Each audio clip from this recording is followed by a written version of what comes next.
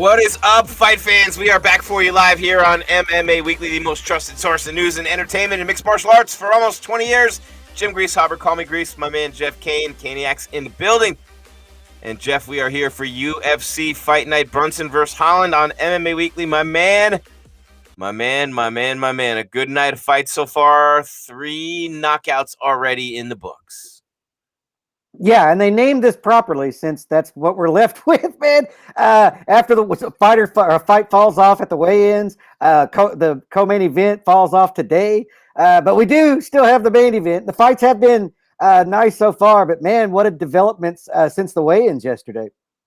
If you were to look at this fight card and you're not a legit fight fan, and you're going, holy shit, who are all these people? Who are those people? Who are they? Who are they? Who are they? Finally got to see the Macy Chiasson fight against Marianne Henao, and that was a good fight. And, you know, we got Bruno Silva, my man Bruno. I got to say what's up to Bruno the Bulldog. That's my guy from Arizona. I got to say what's up to Bruno. He got a win tonight, TKO in round 2. And Tai Tuivasa coming up. You got some good ones, Jeff. You got some good ones. Look, the only thing that matters on this fight card is one thing and one thing only. How will Brunson look? And will Holland continue that win streak, the 5-fight win streak from last year? This is a huge fight, Jeff Cain, a huge fight at middleweight. Will Holland continue his ascent, as Dana White calls him, Big Mouth? Will he be able to back up all that talk and all that hype surrounding his name after the 5-0 year in 2020? Or will Brunson snatch it back? That's a big fight, a big fight at 85. Yeah, it's the most meaningful fight on the fight card, and that's just why it's headlining. The women's fight that headlined there, you saw the number 9 ranked lose to the number 11th ranked, so there's a little shuffle in that division. But yeah, man, if people don't know who's fighting on this fight card, it's for good reason. There are 3 people on the main card that this is their Octagon debut, so people wouldn't necessarily know them unless they follow, LFA or Invicta or other fight promotions, which a lot of people don't, Be on point, fight fans. Be on point. Try to be. But yeah, man, this is a ton of stuff's happened in the last 2 days. But yeah, we still got a good fight, man. And like we talked about on the preview show, just because the name value in there doesn't mean the fights aren't going to live up to the UFC brand, No, and we do have an announcement here on the show. We've been talking about it internally and kicking it back and forth for a while, and after some impassioned emails from Jeff Help and some stuff that we've been talking about in-house, we are going to move the Fallout show from Sundays to Mondays. On Mondays, we'll talk UFC Fallout. I think it gives you an extra day. We had all been talking about that anyway, Jeff, and we're going to move that show to Monday. So the Fallout show will be on Monday from now on. We'll still be live during every fight card. We're still going to keep coming to you, and we got all this amazing shit coming your way week in and week out. We got a big pay-per-view card next week. Another huge one coming your way. First one with fans back in April in Florida with Masvidal and Usman 2 that just got thrown on us last week. Big shit coming your way, Jeff. Very soon. Oh yeah. Well, look, we're in 7 weeks into an 8-week run here tonight. And it ends next week with the heavyweights and the big pay-per-view, and then we get the week off. We're 7 weeks in, man. This is and then they've announced all these huge fights. For the coming weeks. UFC 260 did lose a huge fight today, though. But they're announcing fights, man. This is going to be a crazy summer, Jim. A crazy summer. What did UFC 260 lose? What did I miss? It lost the co-main event, the title fight between. Where are we at? I'm looking. I just had it pulled up. Oh, the Volkanovski and Brian Ortega fight is off. It's off? What happened? What did I miss? COVID related with Volkanovski's camp. No. Yep. No. I'm going to throw a fit right now in the air and cry. No. Fuck. That sucks. Yeah, we still got... Today, they announced it during tonight's broadcast earlier during the preliminary card. But yeah, unfortunate, but we still got the big title fight. Echo Jeff, back. This is live reaction. This sucks ass. This is my live reaction. That sucks. It I happened. want that fight so bad. I want that fight so bad. Oh, that takes so much of the. Oh my god, I want that fight so bad. No, no, no, no, no. Okay, I have to get a hold of myself here. Composure, adulthood. We got the There we go. big. We got the fight still left that's selling the fight card, so that's good. If But one I of the mean, title come fights are going to on. drop off, that's the one I'd prefer to drop off. Yeah, we need Stipe and Ngannou too. I mean, but what a kick in the nuts, man, to lose Ortega and Volko right now. Yeah, That so that's just just a happened today 4-fight too, because main I hadn't card seen it at yet. the moment. Yeah, they announced it during this broadcast during the prelims over on ESPN two. They didn't give a lot of details. Somebody I don't know who it is tested positive, but they just said it was COVID related with Volkanovski's camp. So the fight's going to be pushed back. You know how it goes. It'll be pushed back. A fight just fell off next week if everything works. Or no, they didn't fall off UFC 261. There's fights being put together. It'll just be pushed back a little bit later. Oh my God, Jeff. It gives them Disappointed another title everywhere. fight. Gives them another title fight for I a thought future card. Ortega was finally going to be the guy to knock that smug look off of Volkanovski's face. I really did. I didn't. But it's a good fight, man. I mean, I look forward to seeing it. I didn't. I look forward to seeing it. Yeah, I look forward to seeing it, man. I mean, that's a good fight. I'm interested in seeing. I'm interested in seeing how Ortega does, man. Jeff, Against him. Jeff. What will we do without Jeff, guys? In the chat, let Jeff know you love him out there. Hit him up in the chat room. Caniacs. The Caniacs in the building for my man, Jeff Cain. Brunson will win by decision or submission. What do you think, Jeff? I think Brunson wins this fight. Everybody's looking past him. I don't think Holland's on Brunson's level. Brunson will win this fight by decision or submission. That's not a bad call, or even possibly a TKO on the ground. I mean, it's an interesting fight, man. We'll see Holland finds ways to win. And I think that maybe people look past Holland a little bit because he's flashy and talks a lot. But he doesn't really get put in a ton of bad spots, even on the ground. So I'm interested in this fight. I agree that Brunson's the favorite. Brunson, this is his fight to lose. But don't sleep on Kevin Holland, man. He puts a lot of people to sleep. He was a lot of people's 2020 Fighter of the Year with those 5 wins in that crazy knockout of the year candidate. Holland had a huge year last year. Yeah, and this is what got him here. Last year it's paying off tonight. This is the fight that he earned last year with last year's performances, and we're going to see if he can compete with these top middleweights in the world. How about this? How about the one that we haven't had a chance to talk about lately? It caught my attention today. Cody Garbrandt and Rob Font. We talked about that possibility a couple of weeks ago, and here it is. Yeah, that's a crazy fight, right? I mean, that's a fan friendly fight. That's got fight of the night written all over it on whatever fight card that ends up being on. Like I said, over the last couple of days, UFC's announced a lot of fights. May 22nd, Jeff. May 22nd, fight night, main event. Yeah, I didn't pay much attention to it. My daughter's birthday. We need to get some fans in the building. So we got Whitaker, Gastelum, we got Till Vittori, we got Stipe and Ngannou too. I can't believe the freaking T-City Volkanovski fights off the card. Oh my God, are you kidding me? Anyway, Oliveira and Chandler, which, come on, guys, like, does anybody really believe they're the top 2 lightweights? Of all the fucking guys you have in that division, of all the beasts and all the killers you have at 55 right now, I'm supposed to, no disrespect, this is going to come out wrong. It's going to come out wrong, Jeff. It's going to come out wrong, Jeff. It's going to come out wrong, but they're not the 2 best guys in the division. There, I said it. They're not the 2 best guys in the division. How in the blue hell is this a title fight? Oh, there, I said it. Because they messed up and didn't make Poirier and Conor McGregor too a title fight. So that fight's booked. That's going to happen. And since that can't be a title fight, you got the longest shit they're selling us here. Maybe we'll see. We'll see when Charles Oliveira taps out Chandler and then taps out the winner of that fight. We'll see how crazy it is. You mean to tell me like Chandler can come into the UFC and beat Hooker and Oliveira and he's the best in the world? Come on, man. No. You're supposed to be better than that. You're the UFC. The champion isn't. No, it's not. Look, it didn't matter who the hell wins. The best in the world's retired. And by far the best in the world. Like, it wasn't even for a year. Yeah, but everybody knew that except Dana for the last year. If they weren't listening to you for the last 4 months on this show, they would know what the fuck is going on. Jeff Cain's been telling them for 4 months. Well, the champion though doesn't necessarily mean, and it's all debatable over who's the best in the world, man.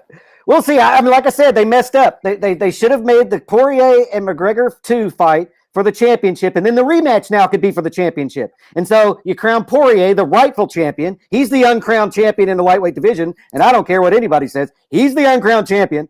And so now Poirier. You know. Yeah, Poirier. How is Poirier not the title fight? How is Poirier not fighting Oliveira for the title? Because if it's Poirier, because they can't. Yep, because they can't make because the McGregor. Look, the UFC wants McGregor to win that trilogy fight with Poirier. He's the draw. He's the big name. You know, the faster way you can get McGregor back to a title fight, the better it is for the UFC. Poirier stands in the way. They wanted McGregor to win last time. Poirier kicked his ass. Now they're going to run it back. But because they didn't make it a title fight, it can't be a title fight now, and they have to crown somebody. You know, they held up the division for Khabib, which was a mistake. Then they held up the division by not making it a title fight.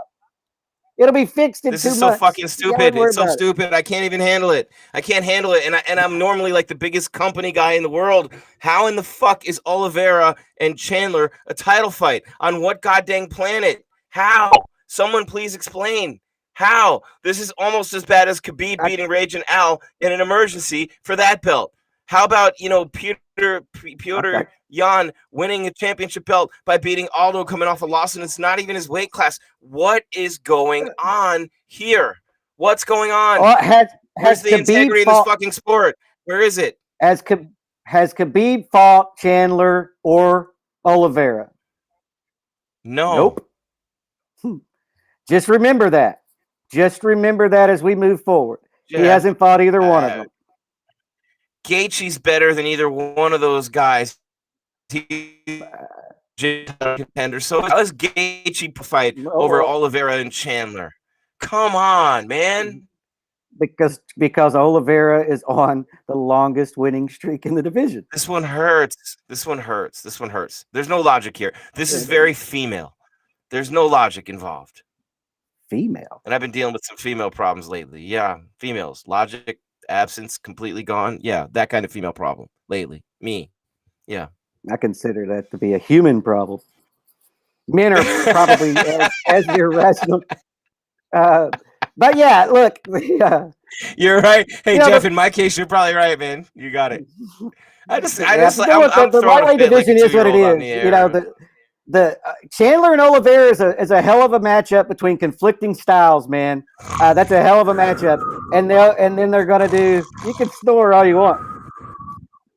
That's some hardcore fans aren't sleeping on Charles Oliveira. I'll say that. Hardcore fans know who the fuck Charles Oliveira is, and they're not sleeping on him.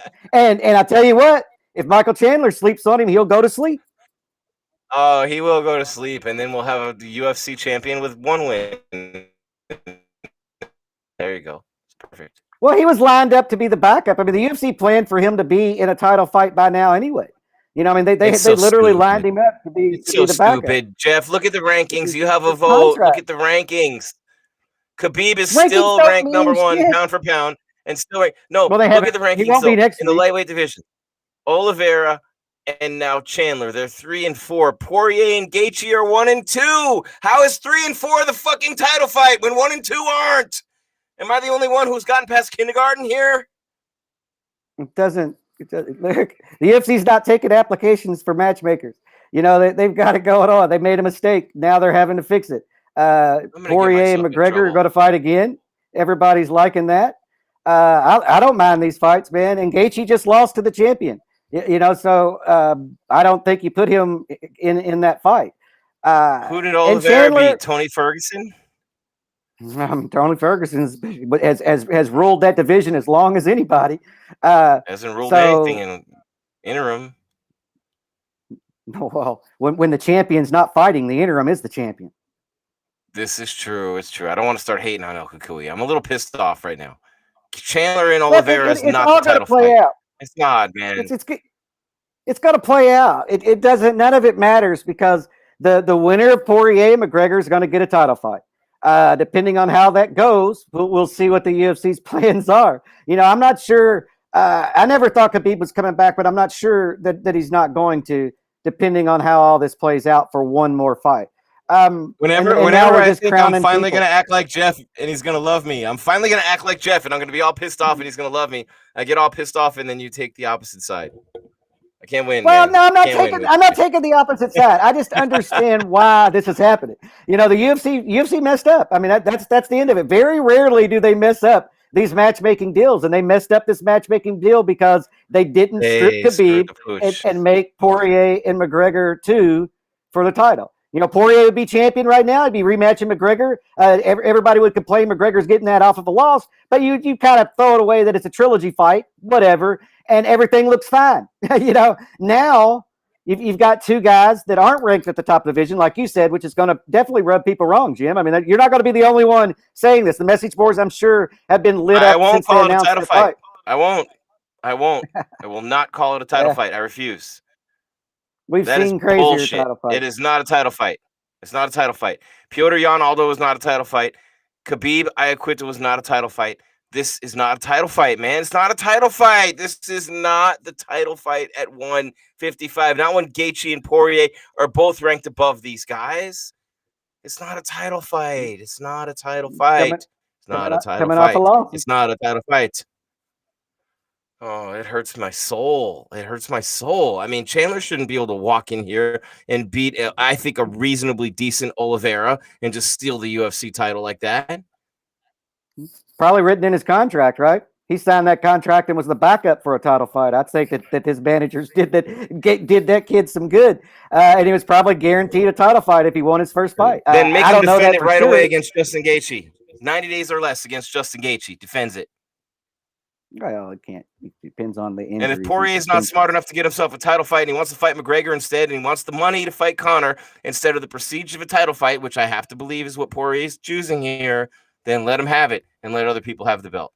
Poirier's not choosing anything. I mean, this isn't a democracy, the UFC. Poirier, you're going to fight Conor McGregor again, or you're going to sit on the shelf and watch the division move on without you. The UFC doesn't have a lot of time. I'm just crying out loud, Jeff. You know this. I'm just crying out loud. I'm sorry. I can't help it. But he is taking and Poirier's been the interim champ. He knows what the belts are. Go for the money.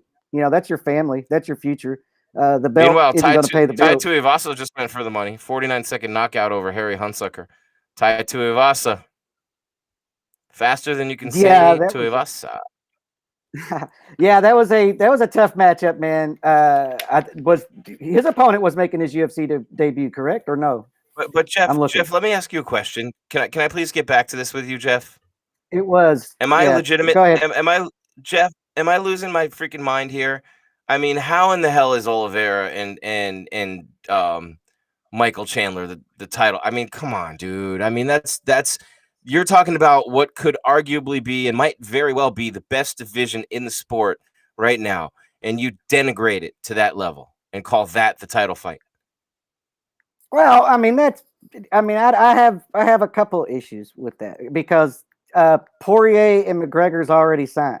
That's already going to happen. And there's no way you can give Conor a title fight on too long. That's a better title fight than telling me Chandler Oliveira is the title fight. A former two-division champ against a former interim champ with Khabib gone. They both lost to Khabib. At least they freaking fought Khabib. These other guys didn't even fight him. You're talking about a 3-time Bellator champion who came in and just starched one of the top UFC prospects in the division, and Charles Oliveira, who's on the longest win streak in the division right now. If you had told Chandler his path to UFC gold was Hooker and Oliveira, he would take it 1,000 times over, and someone would think the fix is in. I just think that's really disrespectful to Charles Oliveira, man. I mean, people. I can tell you the one fighter in the division nobody wants to fight, and it's sure as hell not Chandler. It's not Gaethje. It's Charles Oliveira. And so it's Charles Oliveira. But I hope Charles Oliveira smothers the life out of Mike Chandler. I hope Charles Oliveira smothers him to death. I hope you're right. Because to let Chandler just come in and take it with Hooker and Oliveira, if Oliveira is not what I think he is, and I don't think he is, but if Oliveira is what you think he is and what a lot of other people think he is, then he smothers the shit out of Michael Chandler in the middle of the octagon, and we have some semblance of order in the UFC universe, because right now that's the deepest division on God's green earth, and you're telling me that Oliveira, who hasn't beaten anybody above El Cucuy, again, who hasn't beaten anybody above El Cucuy, his win before that, again, was someone out of the top 10, Kevin Lee, again, okay, again, Oliveira. Kevin Lee wasn't out of the top 10 then, though. Well, look up his last wins. Look up his last wins. Look up his last 5. Look them all up. Everyone talks about his win streak. Go look up who they were against, and then come back in this conversation. After that, okay, you're going to tell me that it's Michael Chandler, who just came into the UFC and beat Dan Hooker, because Hooker had a 5-round fight against Poirier. I mean, this is the best and deepest division in the UFC, and you're going to try to pass that off to me. I like to call myself an educated fan as a title fight. No, not buying it. Not buying it. Well, Sorry, not as a title you fight. You hold the title in higher regard than the UFC does. I can tell you that right now. I don't hold that title as meaning anything other than what it is. I hold it in the highest possible regard. It's the highest. Yep. But the UFC doesn't, and I don't either. It's a promotional tool. It's a promotional tool. This is my problem. You know, I mean, that's why they hand out interim belts. That's why Nick Diaz comes back from suspension and a loss and gets a title fight. You know, that's why Brock Lesnar waltzes in there and beats a person who never was and gets a title fight. That's how Chael gets title fights. You know, that's how come Conor. You know, but I'll say this. Look, let's go conspiracy theory real quick, right? Let's just say who did Khabib say that he would like to fight? GSP. Yes, but he named a lightweight that he thought would be the most interesting matchup for him. Charles Oliveira. That's right. So let's just say that Khabib says, "Look, I'm not going to hold up the division. Let's just stop doing this shit and crown a champion. And if it's Charles Oliveira, maybe I'll come back. I'm not coming back to beat up Poirier or McGregor because again, he hasn't fought Oliveira or Chandler, and he would only fight okay, because you just want to. So that's what I'm saying. So this could be bigger. This could be bigger than what we're thinking. I'm not saying that it is. I'm just throwing out a conspiracy Khabib's like, theory. hold my beer or my dick, whichever one. Well, Khabib did say that weird thing like send location, and I'm like, what the hell does that mean? Is this guy coming back? He fooled me for a minute, and then the next day they say he's stripped and we're gonna crown these guys or the winner of this fight a champion. You know, I don't know. Like I said, I'm throwing conspiracy theories out there because we got some time. All right, so Chandler fights Oliveira, and Poirier fights McGregor. The winner of Poirier McGregor has to be the next title shot for whoever wins Oliveira Chandler, because whoever wins Poirier McGregor is a much more qualified champion than either one of those guys. Well, Poirier's the uncrowned champion. I mean, that's the end of it. If you ask me, Poirier's done enough to be the champion. I guess that's my biggest problem with this, Jeff. You're right. You hit the nail on the head, bro. My biggest problem with this whole goddamn charade that they're trying to pull off in front of us right now is that it does not include Dustin Poirier. Dustin Poirier, clearly, to me, without Khabib Nurmagomedov, is the number one 155-pounder on God's green earth, right? Who's going to fucking argue with me there? Like, are you going to argue with me? I don't think so. It's Dustin Poirier. So if you tell me that a title fight does not include Dustin Poirier, and then you say you're the number one organization on God's green earth, but yet stacked division in you're going to tell me that you're having a title fight that does not include the best fighter in the world in that weight class, then fuck you. I'm not buying it. Well, people look. The UFC doesn't worry about whether or not the audience isn't hardcore fans to them. The audience is ESPN. They're trying to broaden it, and most people don't know. They know Conor McGregor. You know, if you ask them about the lightweight division, most average fans know Khabib, but more of them know Conor McGregor. And they don't. I don't think that most people view it the way that hardcore fans and like you're. Oh, Jeff. This just in. Are you ready? This just in. MMA journalist Jim Grieshaber of MMA Weekly has been banned for life. That's me. Well, I gotta turn this channel. So forgive me for a second while you look at the side of my head. We went to a different channel.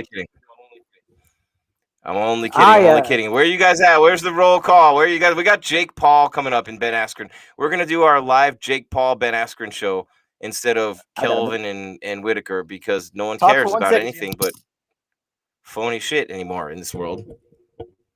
My all-time dream fight, regardless the weight class or age difference. And Tony. Oh man, okay. Oh, my all-time dream fight, regardless of weight class or age difference, would be. Hold on, Jeff. I have to answer this, and then you got to answer it too. Okay.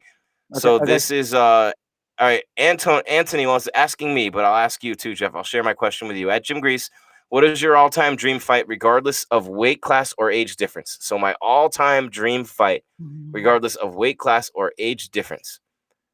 I'm only going to go MMA because it's an MMA show. I'm not going to go boxing. Is this spanning any era? Any era, regardless of the weight class or age difference. I think I'm going to have to go. I think it's an easy answer for me, and I'm going to say this because I'm a fan of striking and I love striking. I'm going to go Prime Izzy against Prime Spider Silva. Prime Izzy, Prime Spider. There's my dream fight. What do you think, Jeff? Prime Izzy or Prime Izzy, Prime Spider? Yeah, man. That's a good one, man. That's definitely up there. I'm trying to Same think, weight, man, because same weight, 85ers. I'm going back. Same weight, easy. Yeah, I'm going back, man, and I'm running through all this stuff, man, and what I would want to see. Shit, man. One of them is going to be Vanderlei in prime. Juiced up Vanderlei. Okay. Like, the Vanderlei we all used to know. The Vanderlei who just killed everybody. Vanderlei, and maybe Anderson. And maybe Anderson, to see how Anderson's technical striking would deal with just the pure aggression. Or I take them back to that first Pride tournament where Liddell lost to Rampage, but Rampage lost to Bustamante the round before, but they gave him the win. And see Chuck and Vanderlei fight in their prime, because they did fight at UFC 79, but that was not their prime. That was definitely not their prime. All right. And since you guys are going to bait me in the chat room, Jeff, so help me God right here, I'm going to give myself the cross before I dive in. But since all the Khabib fanboys are coming in now, Jim, when will you start talking about Khabib not being the GOAT? He's not the GOAT. He is not the GOAT. If I could go back in time and see one fight, I would love to go back to prime Khabib and watch him fight one other all-time great 155er in their prime too. But, oh, shit, wait, it didn't happen. We all lose. Sorry. Move on. He's not the GOAT. Yeah, if I could go back and see one fight. Lee Murray knocking out Tito Ortiz in that alley in England. Oh, Lee Murray. I love Khabib, by the way. Ali Khan and everybody else. And I want to love you too, but you're just ignorant and uneducated, and I have to put you in your place sometimes. But such is life. Such is life. Look, Khabib's the greatest lightweight to walk the planet. He's one of the greatest fighters ever to, be born. But he just came around at an era where the lightweight division wasn't as stacked as other divisions were when other champions cleared them out. Simple as that. I'm not saying that Khabib couldn't come around in the greatest era of the lightweight. Like, you stack up every champion the lightweight division has ever had, from Jens Pulver to Conor McGregor, and that Khabib wouldn't beat every damn one of them. I'm not saying he wouldn't, by the way. I'm not saying he wouldn't. Yeah, that's not what I'm saying either. I think what we're saying is that what he did was awesome. It wasn't his fault. It's just that the division wasn't as deep and as stacked as some of the other. He didn't do what John Jones did. He didn't do what Anderson Silva did. He didn't do what GSP did. 3 fucking eras of fighters cleaned out by one fighter. 3 eras.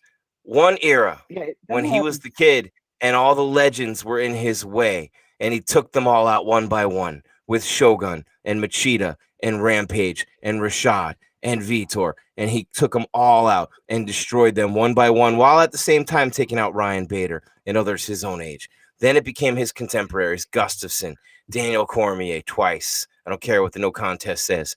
And then it became the new generation, the Anthony Smiths, the Thiago Santos, the Dominic Reyes. Every single generation of fighters, 3 generations erased by John Bones Jones. 3 generations. How the fuck can you argue with that? You can't.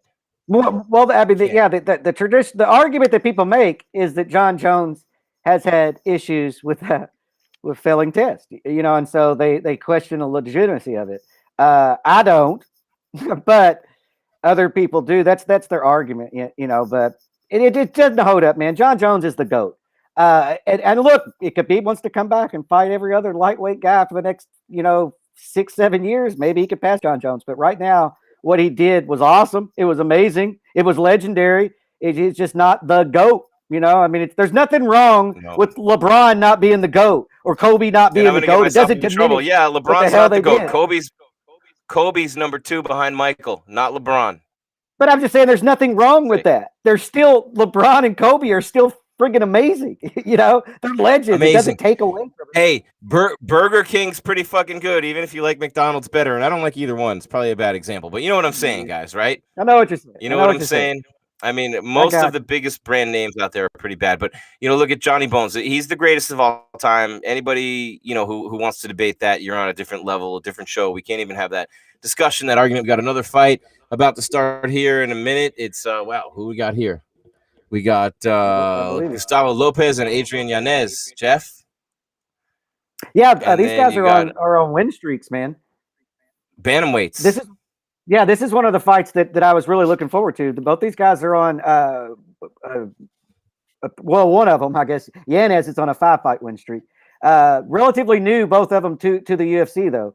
Yanez has had 1 fight, but he ended it in knockout, where Lopez has had 2, or he's just had, or he had 2, but he fought Merab the first time, that was a hell of a matchup to fight in your debut. So I'm looking forward to this fight right here, to be honest with you. This, with the fights that fell off the card, this fight honestly could get Fight of the Night awards if they award one. No, and what's interesting is I know a little bit about Lopez. He fought a friend of mine, Anthony Burchak, back in November of last year, and he beat Burchak in the first round by choke, and he lost to Merab Dashvili, and that's a guy who we both really like in that division too. So, he had a couple of fights where he lost to Jose Alday and Andre Ewell, but he beat Alday in the rematch there, and he hasn't fought Ewell again. But now here he is tonight with a good opportunity against Yanez. Yeah, look, and we've talked about this on other fight cards. There's a lot of people tonight that got opportunities because of other people's, unfortunate circumstances, with the fighter passing out at the weigh-ins, with the COVID taking off the co-main event late. And now these guys are relatively new to the UFC, who are unknown. And I look kind of funny because I'm watching the fight off to the side here. You guys can't see it. Sorry. Yeah, but this is a good fight, man. I mean, he trains at fucking Extreme Couture. He's a brown belt in jiu-jitsu. I mean, people don't. Yeah. There's a lot of fighters that people don't know, basically, Jim, and this is how they're going to get to know him. On UFC Fight Nights, man, we talked about this on the preview show, Jeff, about how the fights that are you're going to see some great fights that a lot of people aren't going to know about, and it does suck that we lost the T-City Volko fight next week, although. Stipe and Ngannou, no one's not going to watch that fight card because this fight fell off. Let's put it that way. No, it was that was a huge hit to the fight card. I agree with you there, man. That was a huge hit. It was like kicking the nuts, man. Yeah, luckily, usually these COVID fights that fall off fight cards are rebooked within a month. So we're going to see that. And the UFC's filling out these fight cards. And now they have a title fight to play with. This isn't terrible for the UFC matchmakers. It sucks, though, for the fans. Right. That was a big event. You're right, though, and it's not going to hurt the pay-per-view buys. It's actually not a bad Cain. Right on the button. You got about 2 minutes and 10 seconds left in round number 1. Lopez and Yanez at bantamweight. Cheyenne Bias and Montserrat Ruiz coming up next. Women's strawweight. Song Kenan, Max Griffin. How about them? Co-main event. Yeah, and it's both of their UFC debuts. The women's fight next. It's so like I said, this is a crazy fight card because it's got a lot of people who have very few fights in the UFC. Next fights are out. You're the co-main. Yep. Hey, good for them. Right you gotta love it, right? Wouldn't you love it if it were you? Yeah. I'd love it. I'd be like, I'm the co-main now, bitches. Let's go.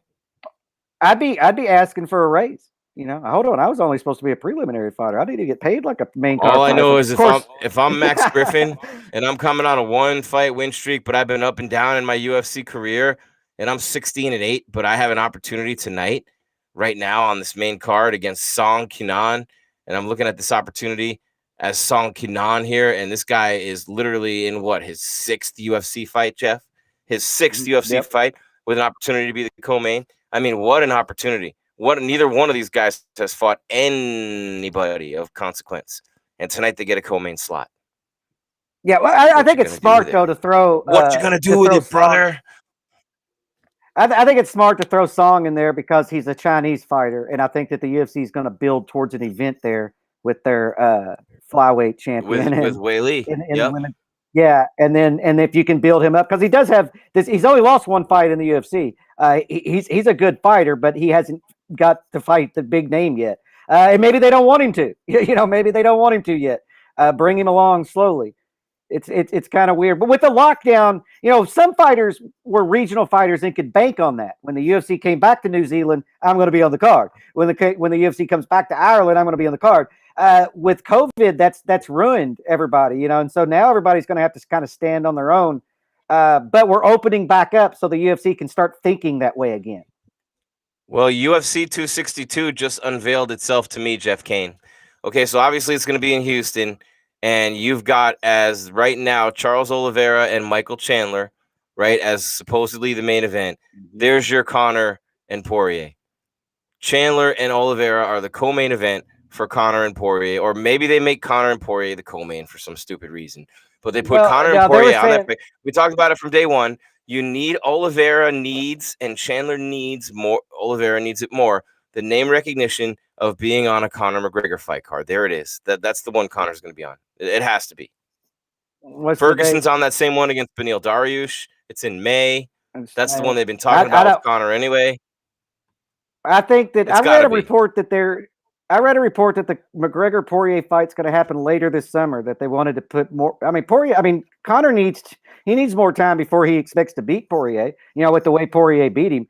But I don't know the validity of the reporting. Let me ask you this then: if Chandler and Oliveira is the main event, and Kukui and Dariush is the co-main, that won't sell 200,000 buys.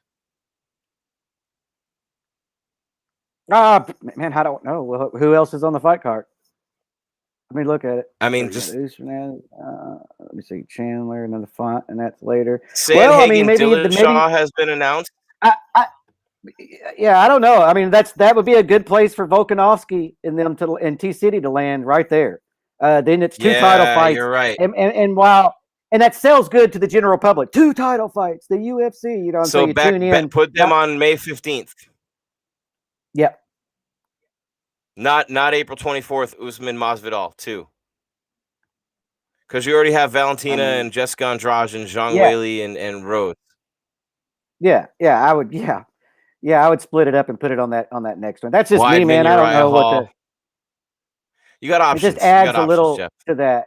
Yeah, because Poirier and Conor. Look, let's be honest. That fight card can feature one fight, and it's going to sell exactly the same as if it features 30. UFC doesn't have to stack that card. That card can be absolutely. Sanhagen Dillashaw's a war, Jeff. That is a hell of a war. Sanhagen Dillashaw's a war. Jeff, I'm so disappointed. I don't even want to do a show right now. I want to take this headset off and retire right now because of this is not a title fight. Oliveira and Chandler is not the title fight right now at 55. It's not. I'm upset. Am I the only one? Am I the only one who's pissed off? Please, in the chat room, people tell me that I'm not lunatic here, losing my damn mind. How in the world are these guys in that weight class in the world? They're ranked first of all. Poor 1 and 2, even if he's the champ. And now all of a sudden I'm supposed to believe that's the title fight. Guys, this hurts. That's the title fight. This one hurts. There's no logic there. It's like being in a relationship all over again. Well, no one in the chat can help me. No one? You're going to leave me hanging, guys? No one in the chat is going to help your brother out in need? Nobody? Sitting here as a white guy in a white hoodie, like Casper the Friendly Ghost. No one's going to help me out. Not one person. Not one person on UFC Fight Night Live, powered by CBD Emporium, featuring Level Select CBD. 3 levels for 3 levels of pain, 3 levels of anxiety, 3 levels of sleeplessness. Come on now, guys. Are you with me? You're going to get 50% off. You're going to be happy to do that. You're going to be happy to go in there and get the 50% off that I'm going to give you, but you can't give me a little love in the chat room. MMA50 is the code. MMA50 is the code at stayinthefightmma.com, guys. Stayinthefightmma.com. I'm sweating, and I almost said something I shouldn't have said right there, man. It is a full moon, and I guess I am a lunatic. Is it Leaves a full bro moon? hanging. Oh, Geppetto, I love you, Geppetto. CBD Emporium featuring level select CBD, level select CBD. Stay in the fight. That's right. And hit the subscribe button down there and the like And the button. like. Click that bell. Do us all a favor. We're all a community here. We're all pulling for each other, right? I'm pulling for you in the K chat. You're pulling for Brickage says Jim. Croatia washing. Holland will maul Brunson. Burkick says that. Ooh. Holland will maul Brunson. I mean, he might. I mean, he's mauled some people. I mean, that's the thing about Holland is he seems to catch people with things they don't expect, and Brunson's definitely as susceptible to that as anybody else. I think that Brunson has a pathway to victory, a clear game plan, but we'll see, man. I mean, I'm a big fan of Kevin Holland. I like what he's done. He's come in there and turned that division upside down. In a lot of ways. He has done a good job. And as far as these bantamweights, Yanez and Lopez go, Jeff, I would rather watch Bird Week Not an on the exciting Discovery fight. Channel. I was wrong about that. At this point. I was wrong about this fight. I mean, Yeah. God, dude, you're bantamweights, and I'm falling asleep watching your fight. This is not a good thing. Yeah, I mean, whenever you move guys up that have 1 and 2 fights in the UFC to a main card on ESPN, man, I mean, that's some bright lights. I would expect you to go all out. I would expect me to have an adrenaline dump and maybe gas out like the second round of a fight. These guys don't look like it. Looks like the nerves have gotten to them, and neither one of them have committed. They're not committing to anything, and so I have to question whether or not it's just nerves and the bright light and the big TV network. Anthony has a good point in the chat. Anthony has a good point in the chat, Jeff. He says, I think it's just a better look for UFC as whole organization to make the new champion someone who didn't lose to Khabib, so people would speculate that the new champ, quotes, could win versus Khabib, I guess. I really like that. Anthony, good job, man. Really good job in the chat. Appreciate that. That is a deep answer that took a lot of very deep, deeper than I was going. Yeah, I appreciate that. I appreciate that, and you might be absolutely right there. And like I said, if the champion, the crowned champion, has an argument to entice Khabib back, because he could say Khabib hasn't beat me, and you might get Khabib back, and then you might get that huge payday.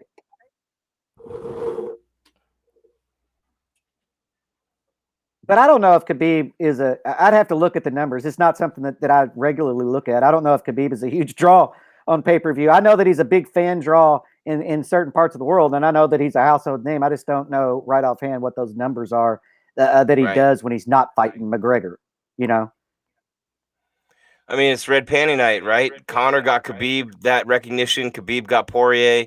It has its different effects in different degrees. I don't know, man. I mean, I'm happy when that happens. I heard Conor say that.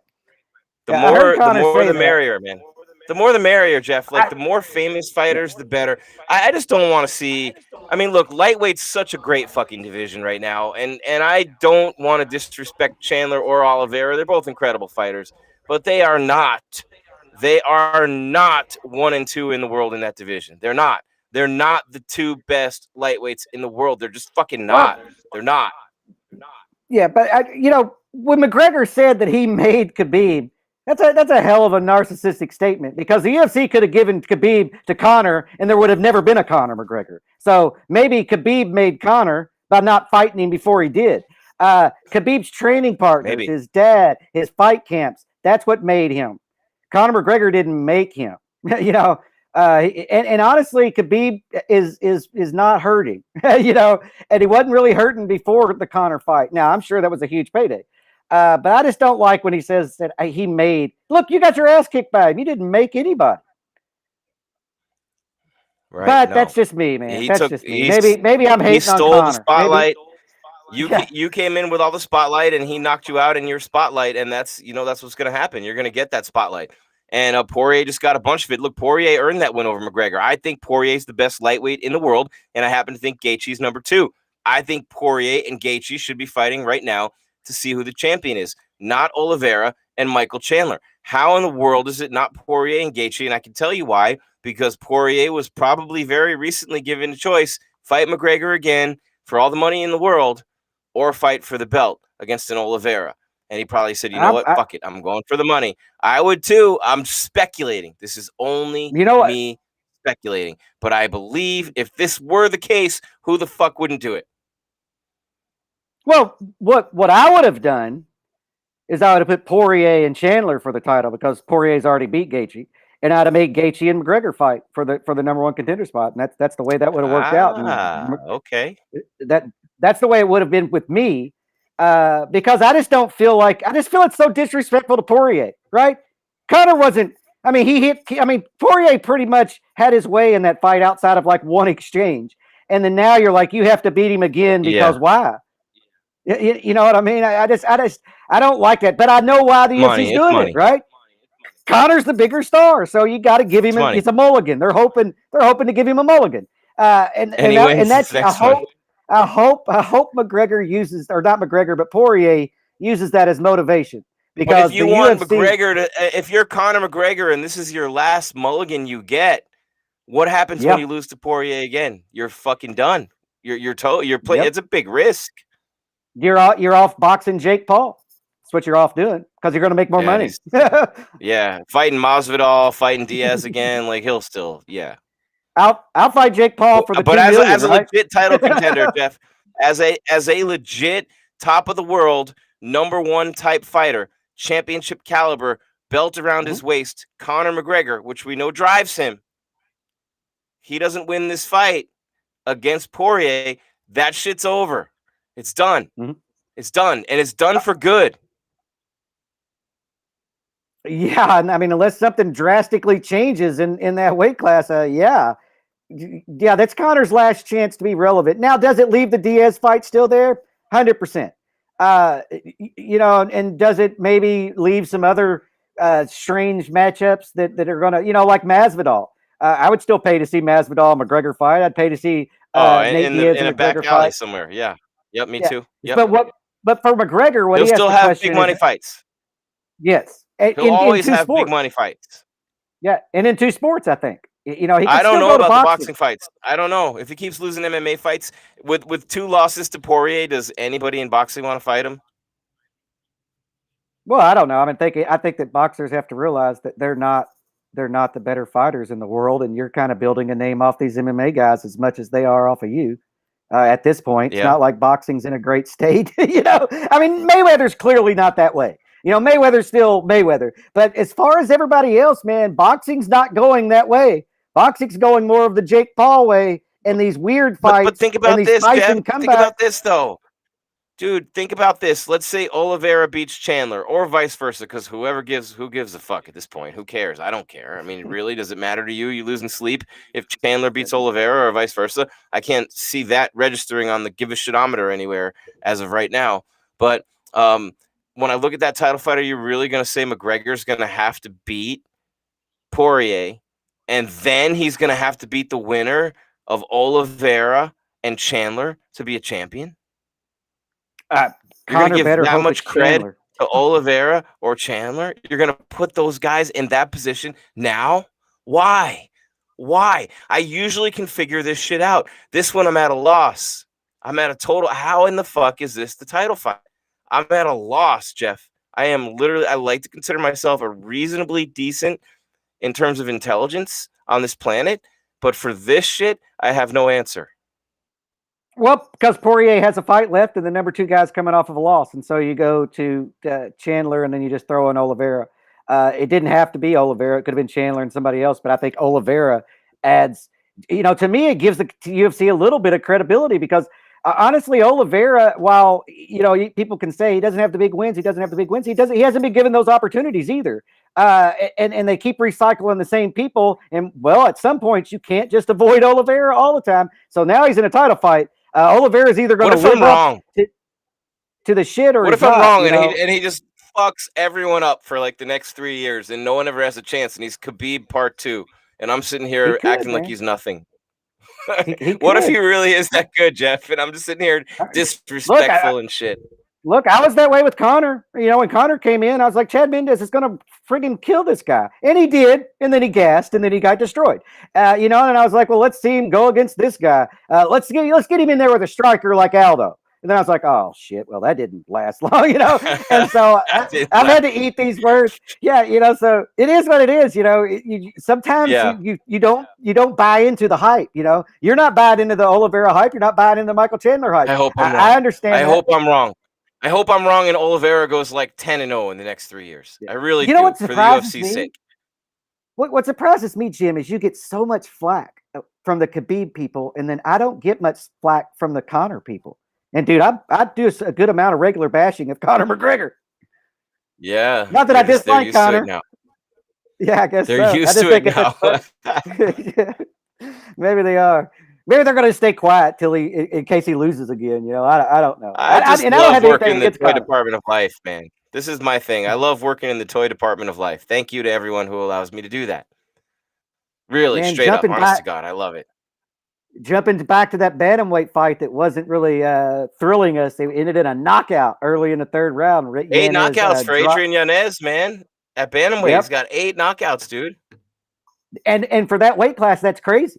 And that's a stat that'll stand out to people like me, because that's a weight class that you don't get a ton of knockouts. And here's a dude that's got 8 of them. We just had some crazy shit going down in that division, from the Rivera Munoz fight to, Frankie Edgar getting his face blasted in by Sanhagen's knee, to Dillashaw now coming back and getting the Sanhagen fight, to Aljo claiming the belt with the illegal knee to a downed opponent in the DQ of Petr Yan in their title fight, and all sorts of shit going down at 35, man. And now Cody Garbrandt and Rob Font, that fight announced, 2 top fivers. Holy shit, I can't wait for that one. Someone's going to sleep, Jeff. Someone is going to sleep in that fight. Cody Garbrandt, number 4, and Rob Font, number 3, at bantamweight. And that one is coming up, my friend. And I will tell you right now, those of you can see my eyes starting to wander. Yeah, Font versus Garbrandt, May 22nd, 2021. At a TBA location. You also have Felicia Spencer and Danielle Wolf on that card. Carla Esparza is on that card. Rob Font and Cody, you gets no love. That's a crazy fight, man. And we've talked about that fight. That's a fight that we both matched up, that we wanted to see in that division. And here they go. The UFC delivered that one on a platter. So I'm happy for that. But, man, the summer's looking to be crazy, Jim. I mean, absolutely looking to be. I mean, there's so many great fights, champions defending their belts. And while, man, we can bitch about that lightweight fight, the rest of those divisions are delivering, delivering. But what if I call this right now, Chef Cain? With T-City and Volko falling off the card and everybody pissing and moaning, myself included, stretching my vagina out, getting all upset about it, right? Jeff Cain, what if Tyron Woodley and Vicente Luque step up as the new co-main event and deliver a great fight in place of T-City and Volko? Now, Woodley's a legend, a former champion. His 3 losses he's coming off. I mean, come on. Usman, Burns, and Colby, the 3 best in the world in that weight class right now. Luque's fought a who's who. Luque is a badass individual. Luque and Woodley get in there and throw down and give us an epic scrap in the co-main. I call it here first right now. I mean, man, I know the UFC hopes that they do. I mean, we're going to see. Luque's got a lot to gain in there. Woodley, I think, is just hanging on to the latter part of his career. But like Sean O'Malley has a huge opportunity to bounce back on that main card now that it's not 2 title fights. Everything's overshadowed by the big guys, between Stipe and Francis, of course. But there's like you're bringing up the co-main event, man. Those guys can really shine, and I think O'Malley and so does Almeida, man. But particularly those 4 fighters have a huge opportunity next week to outshine the co-main event that was supposed to happen that's not on there anymore. Man, you never know who's going to step up and what's going to happen, right? Yeah, make us forget that it even fell off the fight card. I mean, hopefully that's what happens. But Woodley hasn't pulled the trigger in a few fights now, man, and he's got me worried. I'm waiting for Woodley because Woodley's losing to Gilbert and to Colby and to Kamaru, but that's it, man. Like he beat Wonderboy twice. He beat Damian Maia. I don't think Chiesa's in Woodley's league. I don't think Luque's in Tyron Woodley's league. I don't think Masvidal's in Woodley's league, to be honest with you. I just don't. I don't. I think Woodley's losing streak can be it's way more attributable to the fact that he fought fucking Kamaru Usman, Colby Covington, and Gilbert Burns, the 3 best fighters in the world in that weight class. That's why Woodley's lost 3 in a row. That's why. Well, I mean, because those are the 3 best fighters in the world, and he faced them back to back to back. Well, I look at what's happened to Woodley. It's the same thing that's happened to El Kukui, with Ferguson. Now he just has to. We got to figure out how far is he going to drop.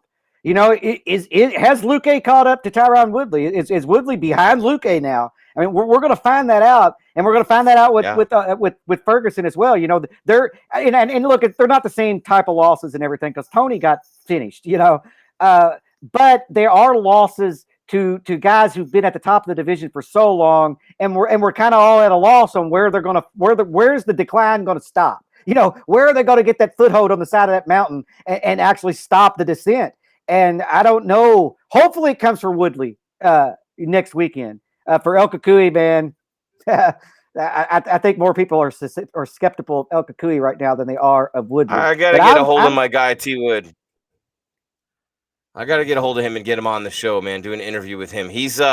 I think he's a byproduct of those 3 guys who he's fought. And I think Luque is a good fight for Woodley to bounce back and show the world who he is and what he's made of. And if not, we get the answer the other way around too. But I appreciate it when people get the opportunity in life, Jeff, to step up and now be a co-main event. When the co-main falls off and now you're the co-main and you're making that walk right before the baddest man on the planet, Stipe and Ngannou. And by the way, Stipe is an underdog. The last man making the walk, fighting out of the red corner, the greatest heavyweight champion of all time, coming off a win the first time he fought this guy, Jeff Cain, will be the underdog walking out. Think about it.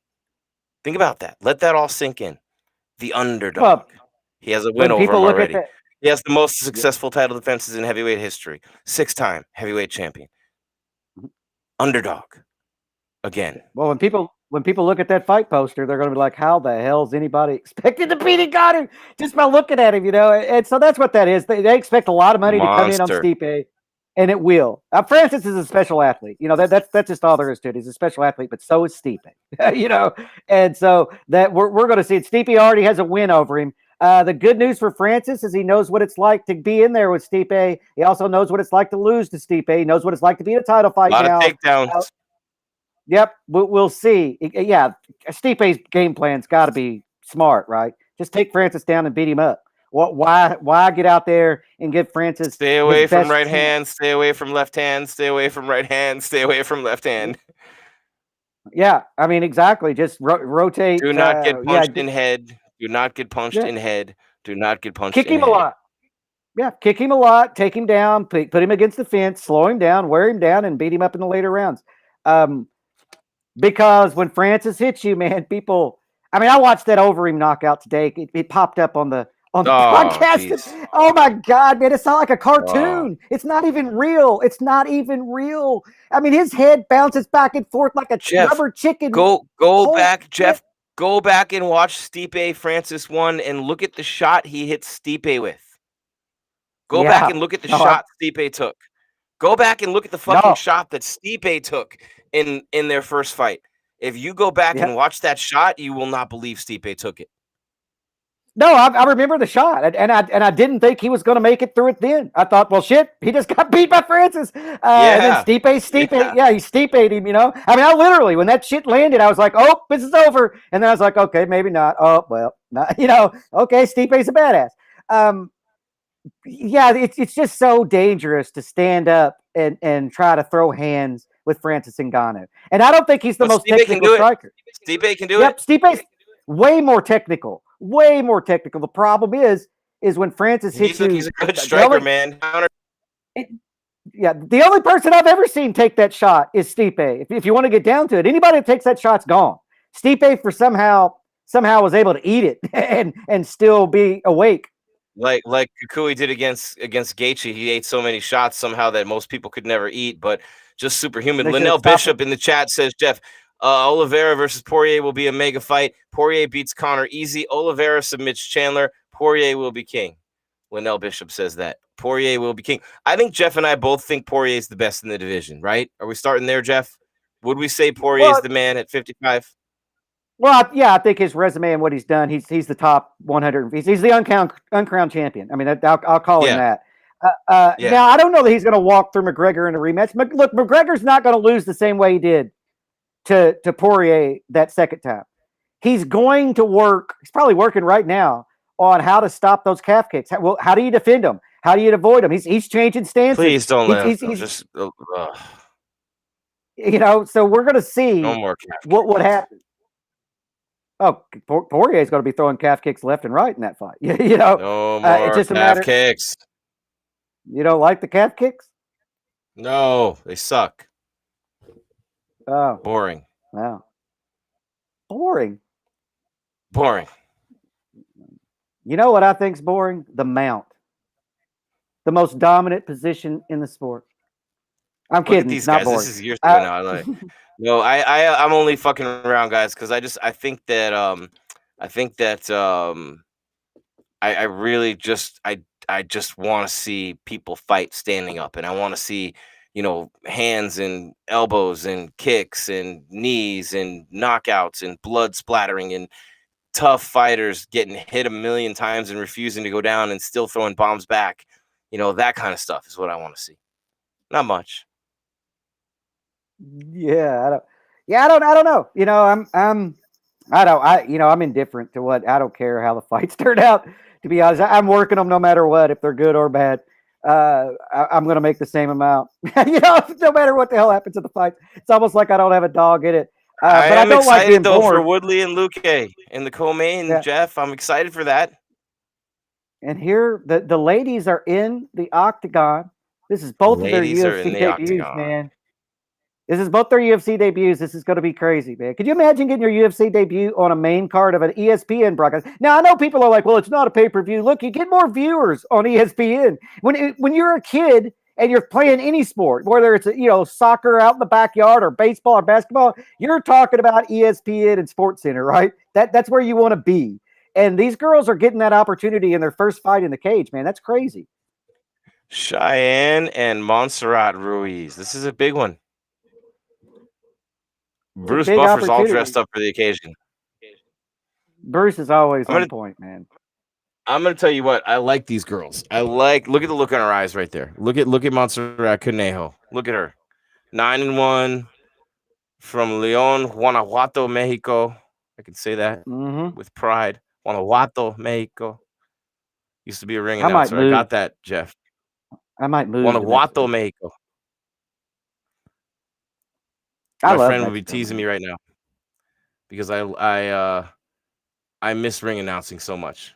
It's such an amazing feeling to be in there doing what Buffer does. And Cheyenne at 5-1 out of Dallas, big time favorite though. Look at that, -330, Jeff. Why are you guys talking about Jake Paul in our chat? Why?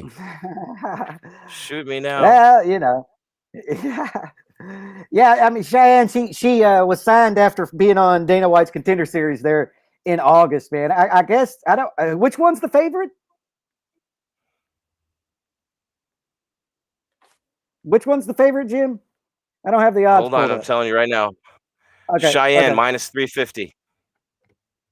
Wow. Cheyenne. The other girl, yeah, she's 5-1, where Ruiz is 9-1. I don't, without knowing a hell of a lot about either one of them, I would have put a lot of stock in that. I like what Conejo did though, punching into the clinch. That's what you want to be doing. Yeah, I mean, they're working along the cage. I mean, they're getting after it, man. This is see, now this is what you should show. You know what? When I talked about earlier, that fight ended in a knockout, but I really did feel like nerves in that first, especially the first round, played a role in that bantamweight fight. And these women right here, I mean, this is their UFC debut, and they just went out here and are going to war right out of the gate. Oh, some big ground shots now. Conejo. Yeah, she's got her in a side headlock, and been pounding on her with right hands. Some knots coming up on that forehead. Bruno Silva won, by the way. So that was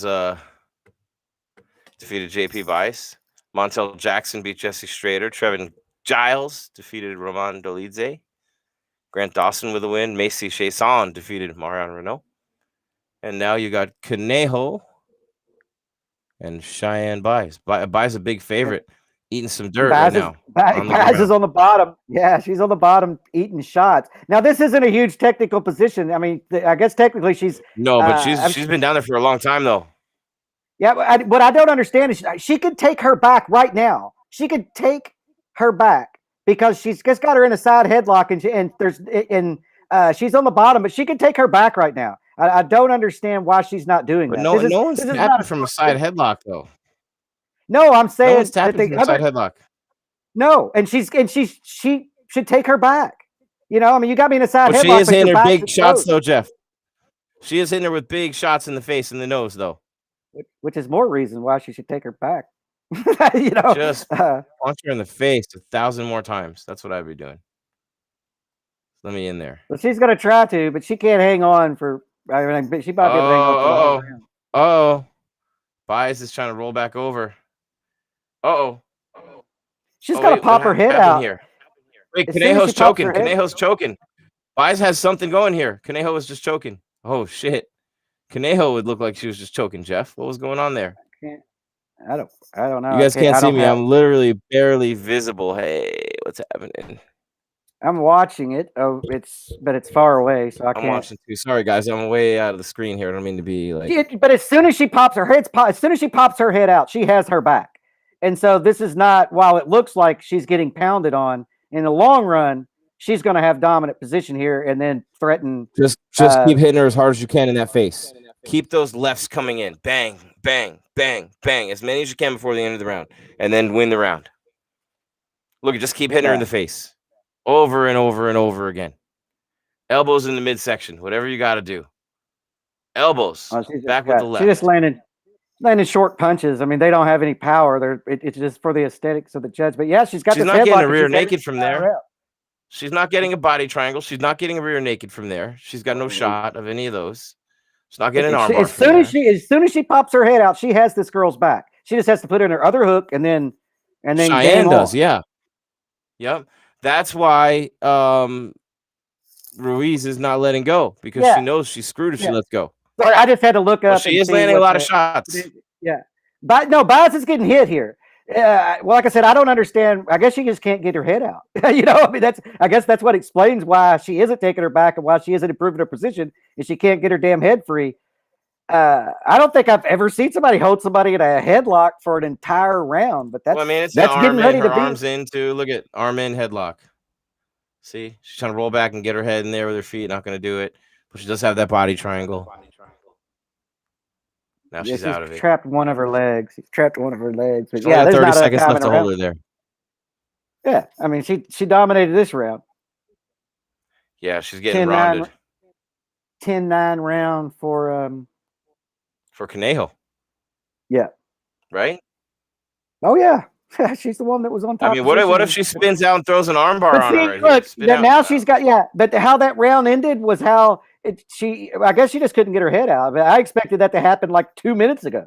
You know, as soon as she got her head out, she boom, got both hooks in, had her back. She tried to stand and she had her back standing, and then the round ended. But yeah, she got dominated that round. Baz was absolutely dominated that round with a headlock. With a headlock of all things. And do you guys worry at all?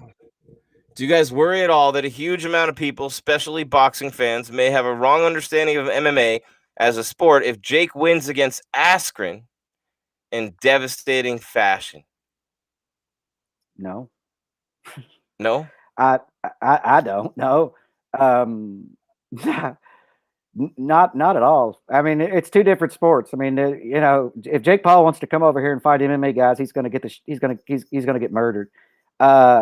Askren is a wrestler, basically. I mean, his whole career, amateur career, and then he came into MMA, who used his wrestling to win. Oh, and now Ben Askren's going to knock Jake Paul out.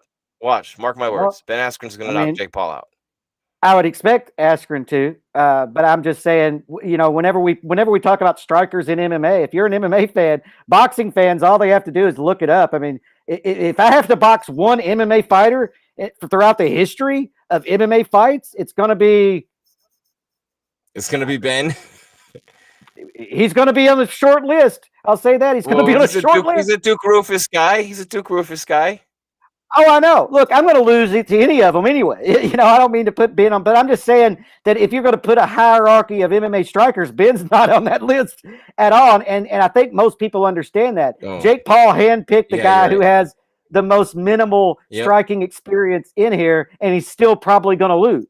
But if he happens to knock out Ben Askren, all that's going to do is hand him a real ass whipping by a Masvidal or a McGregor or somebody who isn't Ben Askren in boxing. Oh, how much I want to see him fight Masvidal because I want Masvidal to fuck him up. Well, I want to see Masvidal fuck him up. Yeah, but we know how boxing works in MMA. Ask James Toney, man. He came over. Randy Couture had his absolute way with him. Oh, there's not a boxer in the world who could beat an MMA fighter.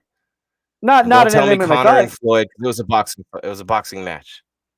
But in a real fight, street fight. No, in a real fight, Conor's just fight. Conor's just taking him down. I mean, Conor's just going to take him down and pound on him until he goes unconscious from elbows. That's all that's going to happen. Or kick his face he give up his back. Yeah, I don't even think Conor. I don't think would mess around with that. If I'm an MMA fighter, I'm not messing around with any of the boxers. You're getting double leg right out of the gate, and you're going to give up your back probably as soon as I land 2 elbows, and then I'm going to choke you unconscious. Can you imagine Khabib taking down Mayweather? What would happen to Mayweather on the ground against Khabib? Yeah, I mean, legitimately, would not be good. No, Poirier don't need calf kick to beat Conor. Conor is tamed by wealth. Poirier is. She's got this damn headlock again in the second round, and how TF able to control it? Able to control her with just this headlock. How does she fall into this again? I didn't see if that she did a Cheyenne. I mean, she might have did that, Cheyenne. I didn't see if she tossed her to the ground. I mean, if she's using that to kind of, Ronda would grab you in sort of a headlock. Yeah. I didn't see if that's what happened. Then it makes sense, but she just holds her in this headlock. This is going to win her the fight. It's going to win her the fight. It's going to win her the fight. I tell you what, she's got a damn good grip. Fight. I mean, she's got a damn good grip to hold. Like bull. Yeah. Choke her out. Make her unconscious. She's not gonna. She doesn't have a choke from here, I don't think, but she might here in a minute. No, it's arm in. It's arm in again. Not getting anything with arm in. But she is strong. She has a grip like a bear. Like Conejo's grip is insane, dude. Yeah, I mean, she's not even going for she's not trying to. This is not like I don't mean to make it seem like there isn't shit going on here. Like there's legitimately a fight going on. It's just a little disappointing because you want to see him up top slinging, throwing kicks and punches. Well, by all means, this is a fight. Yeah, I mean, you're seeing Bias try like hell. Every now and then she'll go over there and wrap up a leg, and then she'll go the other way to try to get her head free. She's doing stuff, but she's just unable to get her damn head free, which is a testament to that grip, man. Oh, look into side control. Uh-oh. She left her head out there for the legs. Uh-oh. I mean, Bias is trying everything she can to get. Okay, she spun around. She got out of it, and there is 1 minute left. 1 minute left, and she's put the headlock back on her, tosses her to the ground. Crazy. This is insane. Sucking the life right out of her. Let her up. I can't believe that takedown works. I can't believe that takedown works. She's doing it again. Oh, she got it again. Yeah. Jeff Cain. Yeah, it's crazy that. I mean, she's literally just grabbing her by the head. Man. That's not easy. Tossing her to the ground. But they're putting in a good performance. Although Bias is got to be frustrated and is clearly losing the fight, she's fighting her ass off. She has top position at the end of this round. Just get grinded out like this, Oh, it's incredibly frustrating, But like I said, she's got top position at the end of this round, and it's just 20 seconds. She just advanced to the mount position. Oh. Okay, I'm going to shut up because I'm a couple seconds ahead of you.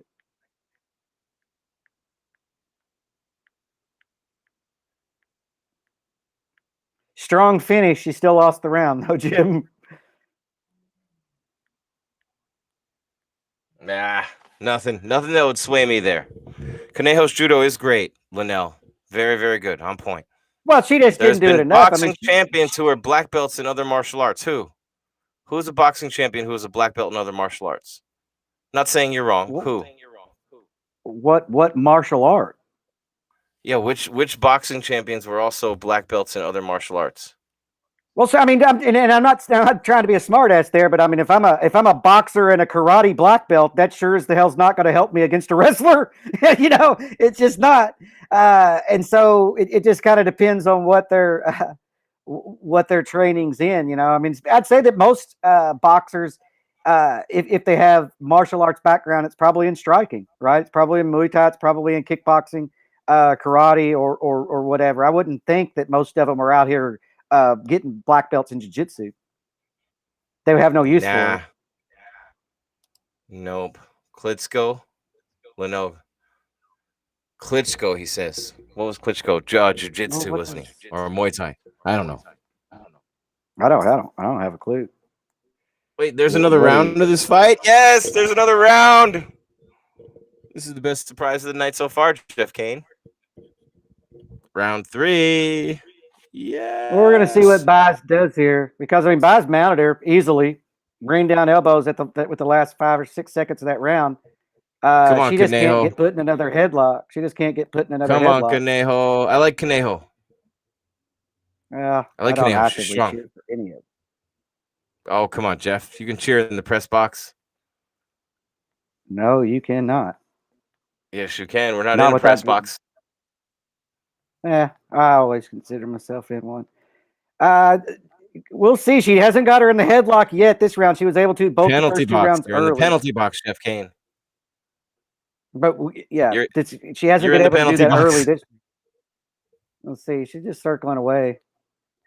I like to root against certain people more than I like to root for others.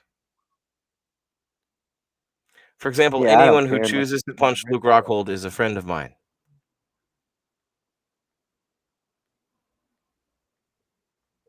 Yeah, I don't.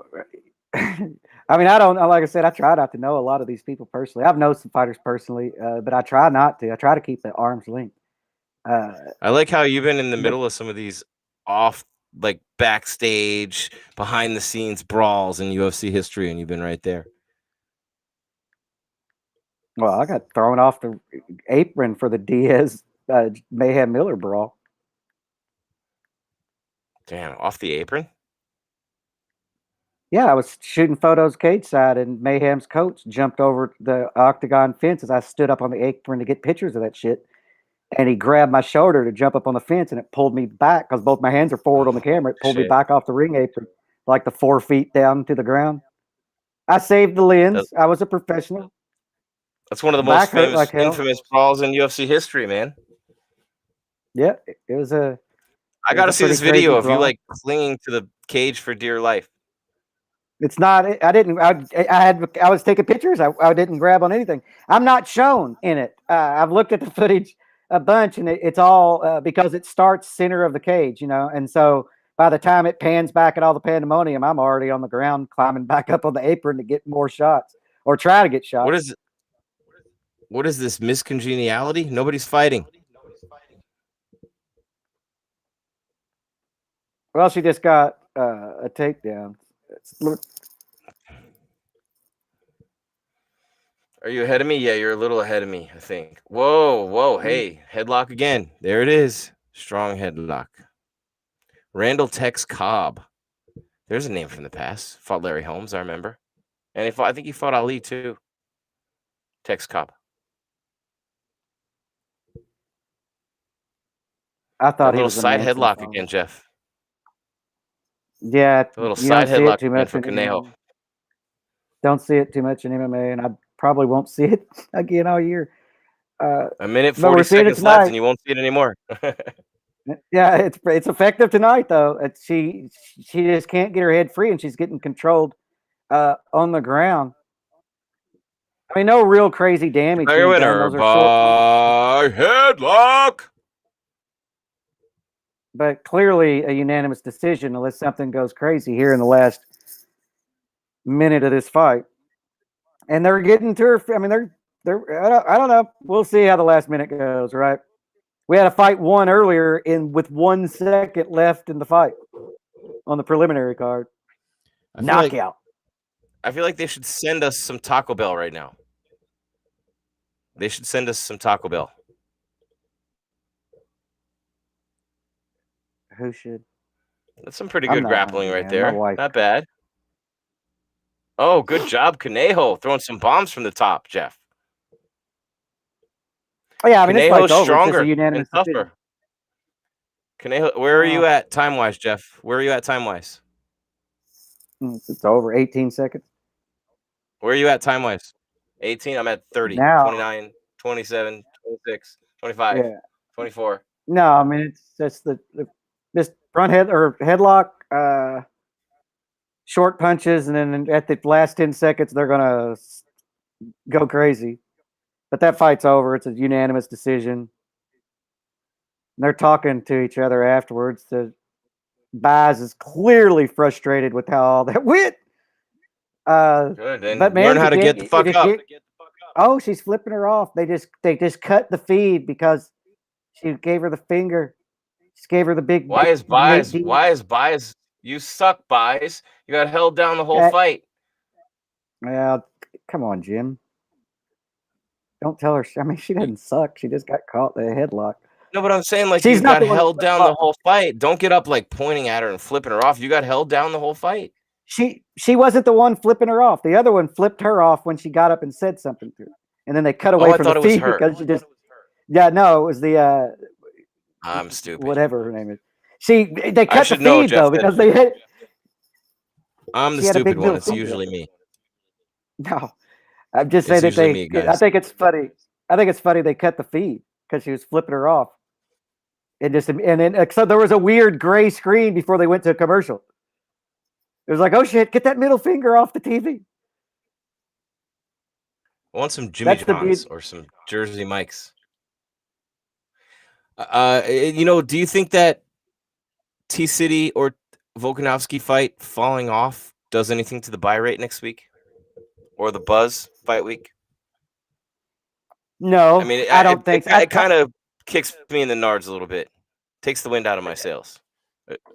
No, I don't think so because the heavyweights are too, Ngannou's too much of a draw and Stipe, everybody, that's the fight everybody wants to see. It's the heavyweights. And so I don't think it falls off. It hurts the fight card as far for fight fans, yeah, but I still think everybody who was going to bat is still going to bat because, man, the heavyweight title fight's crazy, right? I mean, if we've been building up to that damn thing for almost 2 months now. I want to see that. This was supposed to be Johnny Walker too, and Jimmy Crute. That was supposed to be on this one.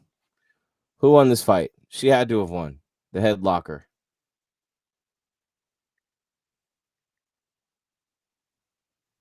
Oh yeah, that's definitely a unanimous decision. 20 or 30-27, surely, right? I don't agree with scoring any of those rounds 10-8 because she wasn't really inflicting huge damage. They were short, like peppering shots to stay active and whatever. And I didn't see the scorecards. I don't know what the score was. Definitely, all she did was hold her down. She just held her down for 3 rounds. Is all she did. Yeah, I mean, she landed some shots, but I mean, there's a difference between trying to finish. Oh, they just showed the middle finger on the replay, though. Yeah, those girls don't like each other, and she's dancing her way out of the cage. Poured a little salt in the wounds. Wow, dude. I like that in a way. I like it. Keep on dancing, girl. Fuck that bitch. You can't be upset. Like I said, I don't know what the other girl's frustrated by. The girl was active enough not to get a stand up. I mean, you gotta get out of a damn headlock and get to your feet. What are you doing?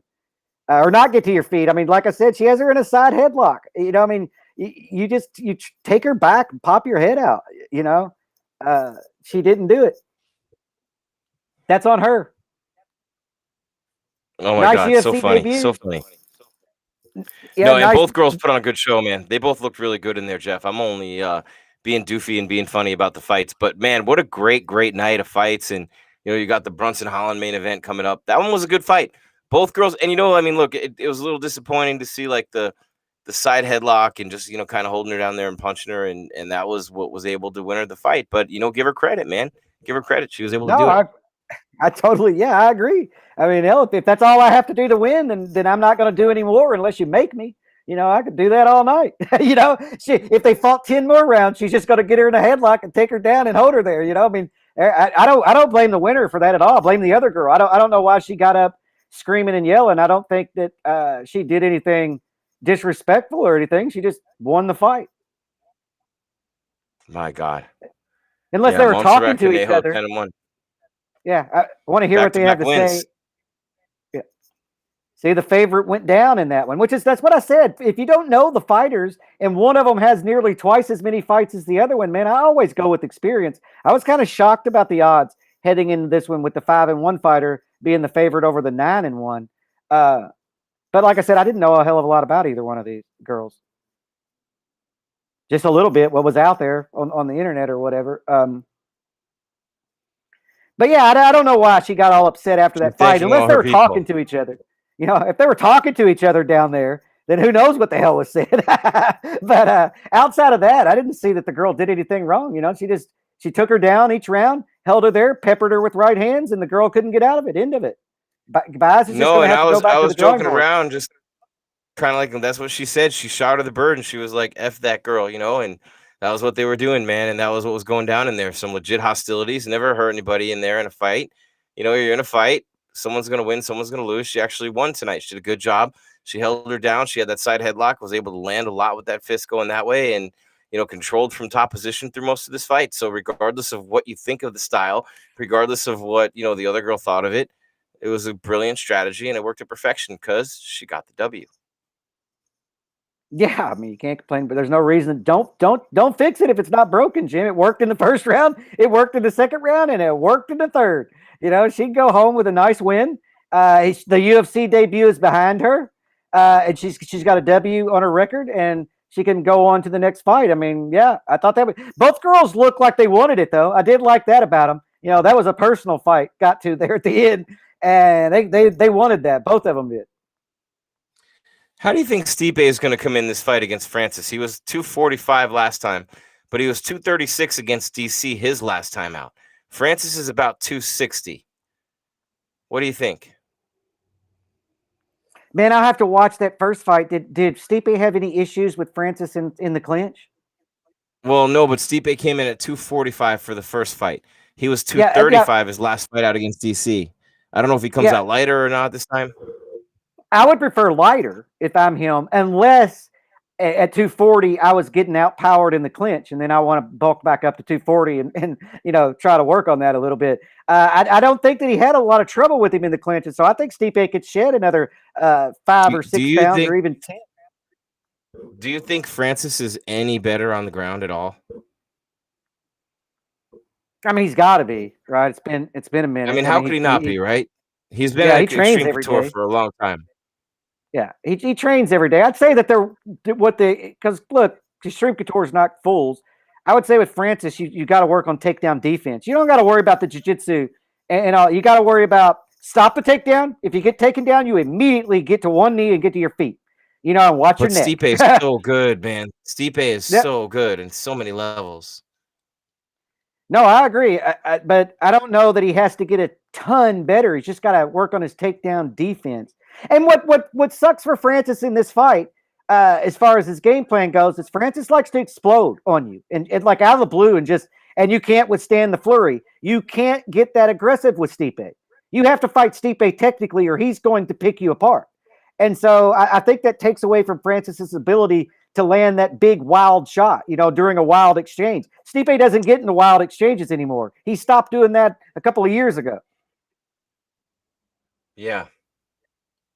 Yeah, I don't see any way for Francis to win this fight. I really don't. And I love Francis. I love Francis Ngannou. But I just don't. I mean, the Hail Mary, the haymaker, the one shot, of course. That's it.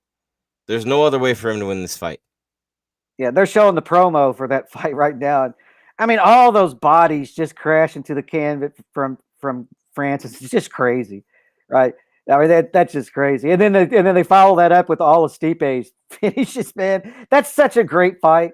That is such a great. Yeah, Stipe has a win over Francis, but man, I wouldn't put too much stock Next in that. week, They Jeff. start fresh. Next They start week. fresh. No one cares Yeah. about T-City and Volko. No one cares. Well, not now. They don't. You know. Yes, we do. We care. I care. I'm gonna miss it. I want it. I want it back. We'll get it. But that's okay. We'll be all right. We'll get it on another week, and this one isn't going to lose a lot of steam at all because you have the heavyweight division, and you have those two giant men. And you got Sugar Sean and Almeida. You got Woodley and Luque. You know, you got a pretty decent. You got a Nurmagomedov on there. There's a lot of on the line for O'Malley. Let me see, or at least I think that there is, man. Francis has 3 knockouts in under a minute. Well, I'm surprised that's all. Yeah. I mean, there's no. I mean, you know, there's certain people in the world I wouldn't even consider it, right? I wouldn't even. I mean, I don't give a damn how much money you give me. I'm not getting in there with Francis Ngannou. Yeah, that's not going to happen. But I feel like there should be a lot of pressure on O'Malley because of his last fight, and you know, look, you're going to have to live up to the hype. You know, you hyped yourself up. You got finished, and now you have to win. I mean, I think for O'Malley, this is it's not a must-win situation, but it's a must-win situation if he wants to stay relevant, or it's going to take him a couple more years to build back there. God, Francis, those knockouts are crazy. I wouldn't get in there with Stipe either. And the Rosenstrike knockout. Yeah, now I'm not getting in there with either of these guys, man. I mean, I'm not getting in there. I mean, the Rosenstrike knockout was literally just a hook that didn't even look like it caught him flush, man. Just technique-wise, it just caught him in the perfect spot at the perfect time, but it didn't look like it just crushed him. No, it didn't land full force, man, and that's what's scary about Francis is he doesn't have to. But Stipe ate one of his biggest shots, you know. So we'll see, man. Not that Stipe will be able to take that. You know, if Francis lands that exact same shot, Stipe may not be able to take it now. That's just one of those knockouts are weird, you know. Sometimes you get knocked out by a shot that you didn't feel was that crazy, and then other times you just get freaking. New fight will be added to main card. Do what? New fight will be added to main card next week because as it stands, they've got 11 fights on UFC pay-per-view next week. Yeah, because right now they only have 4. They want 5 for the pay-per-view. Yeah, and only 3 on the prelims, and then 4 on the early. They need to add a fight. Who are you going to throw on there now? I would move up the Jillian Robertson fight from the early prelims and put it as the second or fight on the main card leading into O'Malley. That's what I would do. But that's me. You know, Worthy and Malarkey first fight out. Well, I feel like the Minifield and Knight and you know those fights are on that ESPN lead in for a reason. Those are going to be exciting. That's pretty good. Yeah. Yeah, and so I want to leave that there. And I just grab one of these, and Jillian has some name value a little bit, so I'll just move her up and put her on the main card. But I wouldn't want her kicking off the main card because you want that one to be kind of a barn burner, and that's what they have that Kama fight and Jamie fight for. And so you kind of have that stall before the O'Malley and the big meaningful fights. I don't know, man. I mean, you know, the UFC they know what they're doing. I mean, maybe you throw Jessica Penne up there, her return. I don't know, man. UFC's. With all these fights dropping off, man, I feel bad for the matchmakers, man. They're working overtime, Jim. They're calling everybody. Man, I couldn't wait to see Gregor Gillespie tonight, Jeff. Yeah, that's a letdown. Oh, look at that subscribe button. Yeah, I need to hit that. When that subscribe button jumps up that big on the screen, you better hit it. Yeah, you better hit that. Hit and quit it. Hit and quit it. Come on. Yeah. Hit that subscribe button, hit the bell, hit the like. Is there any rule that says we have to keep going until the end of the fight card? Well, we got to see that main event. We got to see. Got to see that main event. This is where we should shoot. And Holland.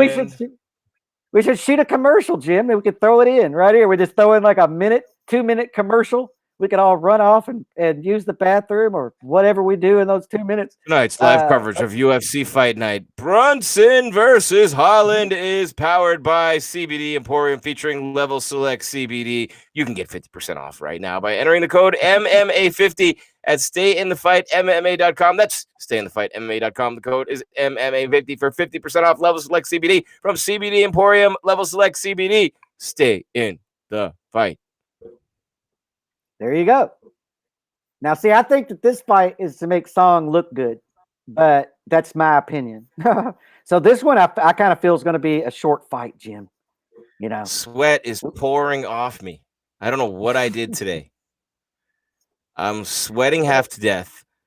I've been uncomfortable all night. These fights are not doing it for me. It's hard being me.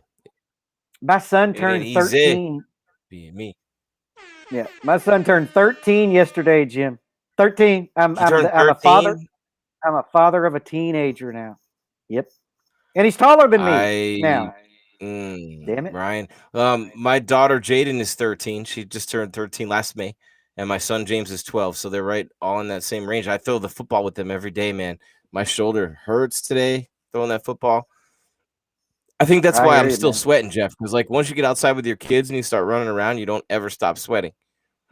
Yeah, it's a beautiful day today, man. I mean, we were out a little bit. We were out all day yesterday, and then tomorrow we'll have to go back to the skate park, man. I mean, the kids addicted to these scooters and skateboards, and I'm all for it, man. You get a discount at Raising Cane's? I should sue them. You should. You know, should sue them. But every time my wife posts up a picture of last name, start spelling it wrong. Yeah, every time my wife posts up a picture of Ryan on social media, she hashtag Raising Cain. Different spelling. We're not endorsing that unless you throw some money our way. Or some nuggets and some sauce. Yeah, we'll be eating that shit live on the air, won't we, Jim? Come on, are they listening? I'll eat that shit live on the air anyway, bro. I'm all in with that. I'm all in on the Raising Cane's. Yeah, if they pay me, I'll really look like I like it. It'll be the strangest. But right now, I have one tiny little swallow of water left in my life. Oh no! And you're gonna take it? That's all I have. Oh no, that's terrible. And some CBD. I have plenty of CBD. Yeah, I stocked up these sweet teas over here, man. Just in case. I get nervous. I have to have a backup for everything. I'm one of those people. Like if Ryan falls down in the park, I got an extra sweatshirt in the car. I got first aid kits in the car. I've got waters. I've got a case of water in the back of the car, and blankets just in case we break down in the winter. Yeah, I'm a guy who has to have a backup plan for everything, or I don't feel comfortable. Okay, I didn't see you that way, Jeff. Well, I wasn't, but since I've had Ryan, it's changed all that shit, man. I can't. Every day, it's a miracle that he's alive. That's how I feel about it every single day.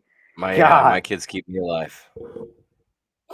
Well, I just feel like everything's dangerous. Like I never had a care in the world. I got robbed, pistol whipped, and everything. I wasn't even worried about it. I had a kid, and now I'm looking at everything. I'm just like, holy shit, he could get killed doing that. Oh my God, we did that. We allow people to do that. What the hell's going on? I mean, I sent him to the ice skating rink as a little kid wearing his bike helmet, and he was all embarrassed. I'm just like, look, hockey players wear helmets, man. That ice is hard. You're gonna wear a helmet.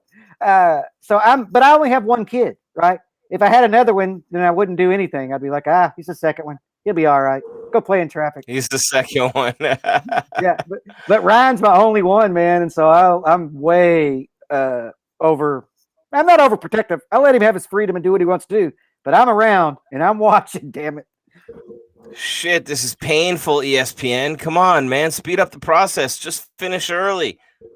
They're filling with all these commercials and all these promos and all this shit that nobody wants to see. Just send the next fight out and let's fucking go.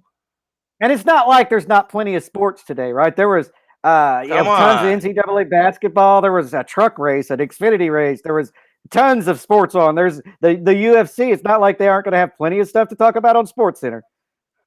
Dude, I mean, come on. Finally. I hear you, man. Finally, here comes Song Kenan. Finally.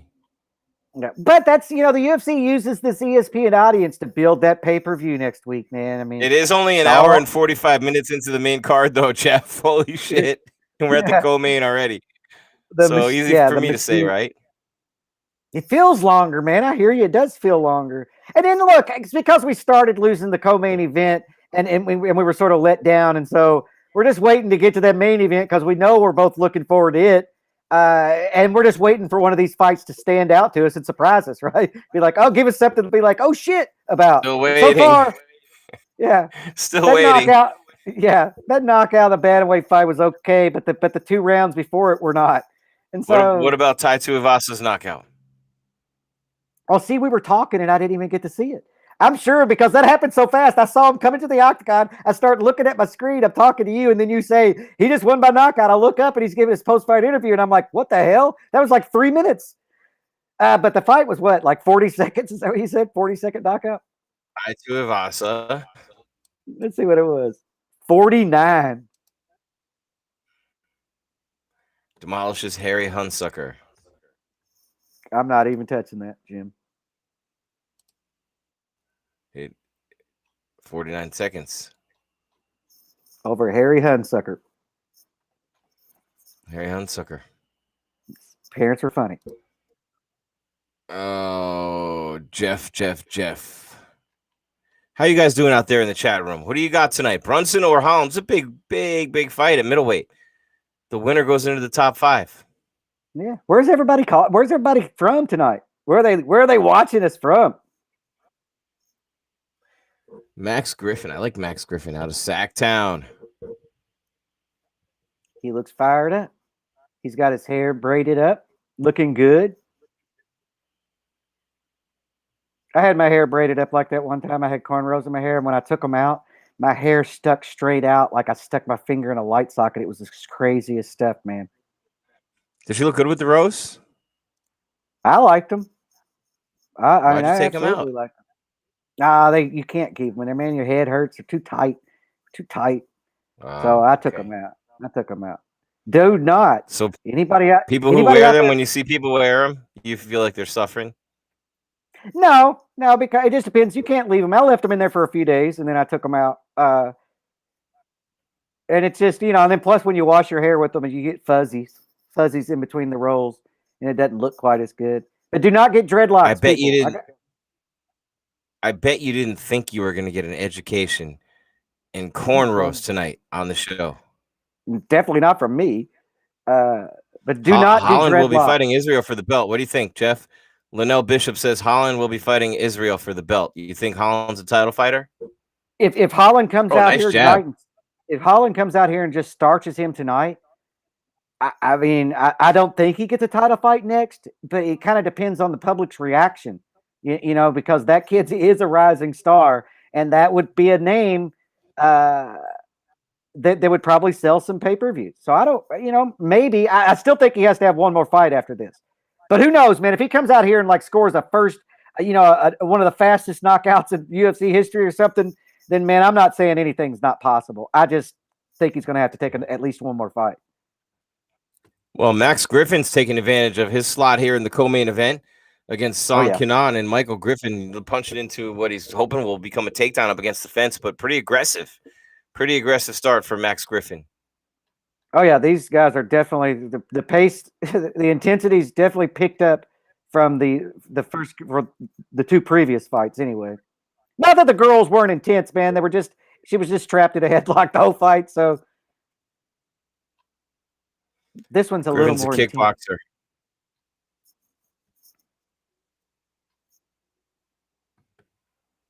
Yeah, I mean they're just standing on the outside right now. Throwing big shots at either, exchanging leg kicks. This looks like they're pretty evenly matched up right now. Each of them has landed their jab, and I don't know yet. I don't think anybody's had the advantage, although he was able to close the distance on Song earlier.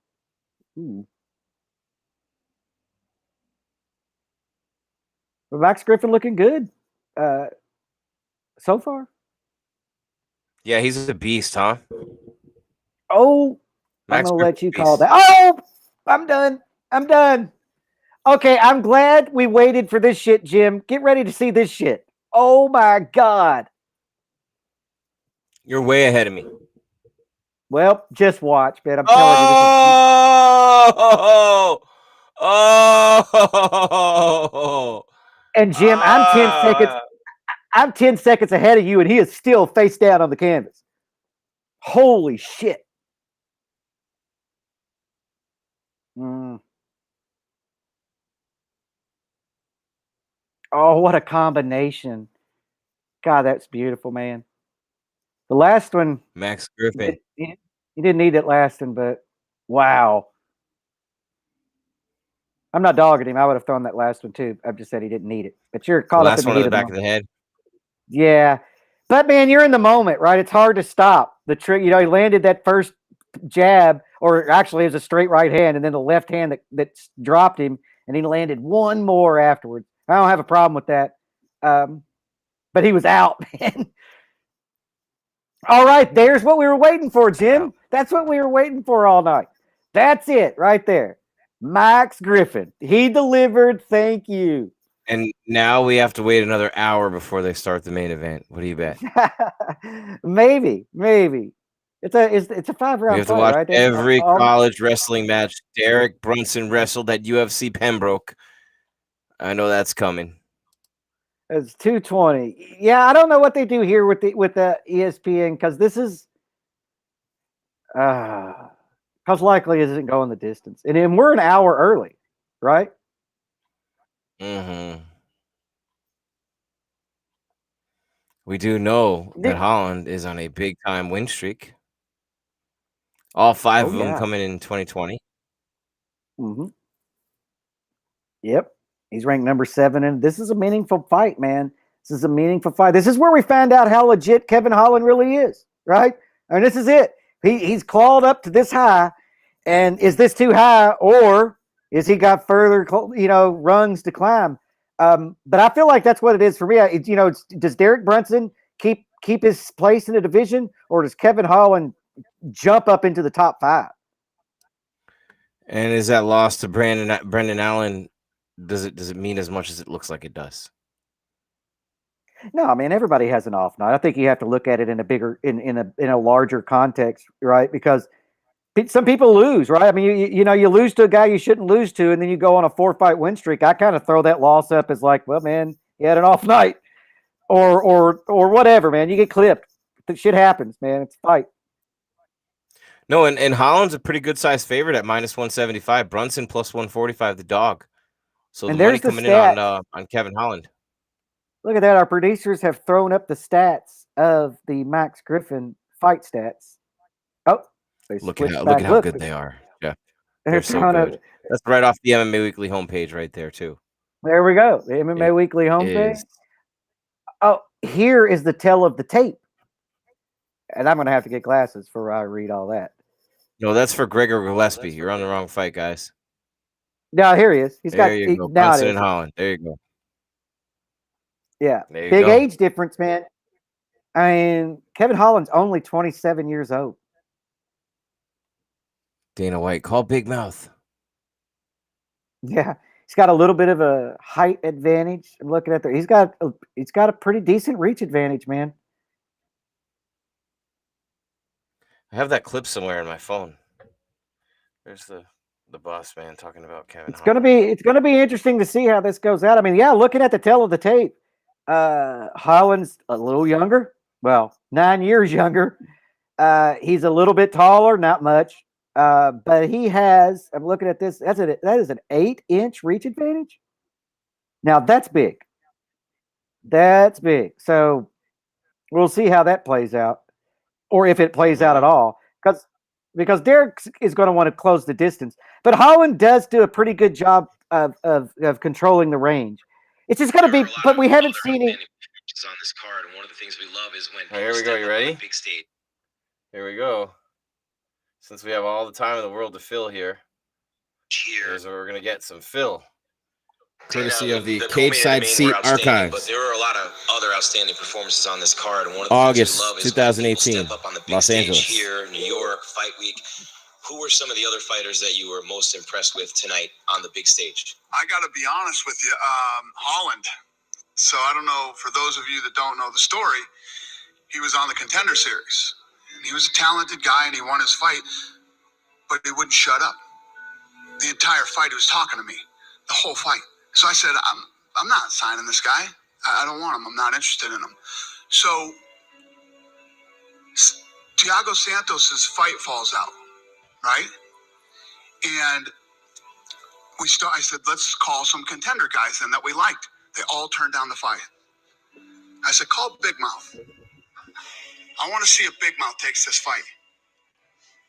Took the fight, came in and fought the fight, still talking shit, okay?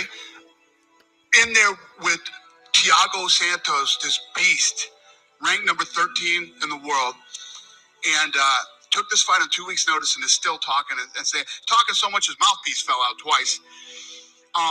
But wow, he looked good. Wow, he looked good. And tonight, all the celebrities that were there loved Holland. All they wanted to talk about, talking to me about him. Back in my room, they're talking to me about him. They loved him. So much respect to Holland. He was very impressive tonight. Took that fight on 2 weeks against an absolute savage and fought a great fight. I take it back, and we will give him the proper time to train, get ready for a fight, and we'll give him another fight.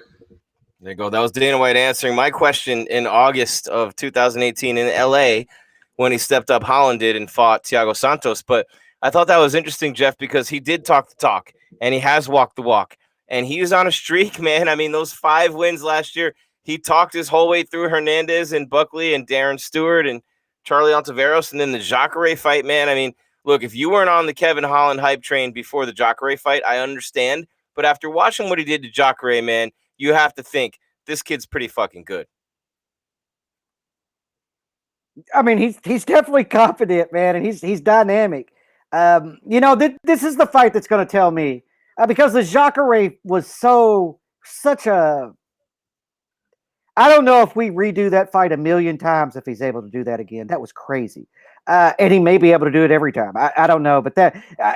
While that's a huge win, I feel like this one incredible knockout. This one's going to be yes, and man, he threw the punch. He shifted that weight. He's the one that got the leverage behind the punch to do that. And so I'm not taking anything away from him. What I want to see, though, I feel like tonight is a bigger litmus test because Brunson has seen the Jacare knockout. Brunson has seen Kevin Holland. He knows the Kevin Holland hype, where Jacare didn't really know the Kevin Holland hype. What? I just had to turn sideways a little bit.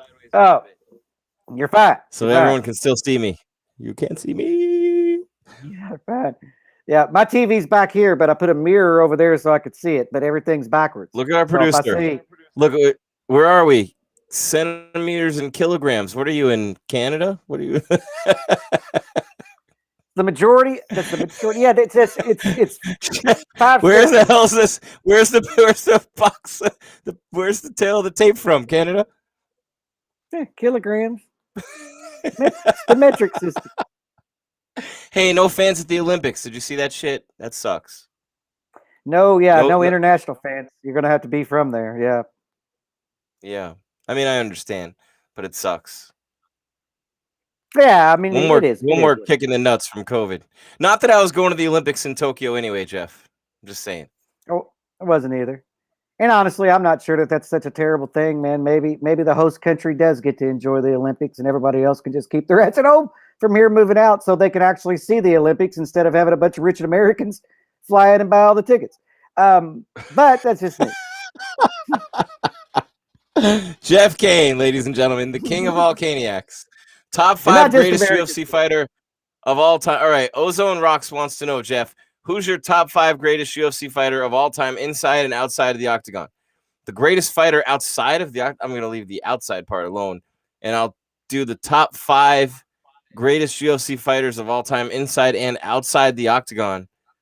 I mean, as the total package and the total athlete and the total type of person and getting to know people and getting to see what kind of ambassador they are for the sport. I mean, it's fuck. I mean, it's hard to beat Khabib, man. Khabib's such a nice guy and such a good person. I mean, such a cool dude. I mean, so nice.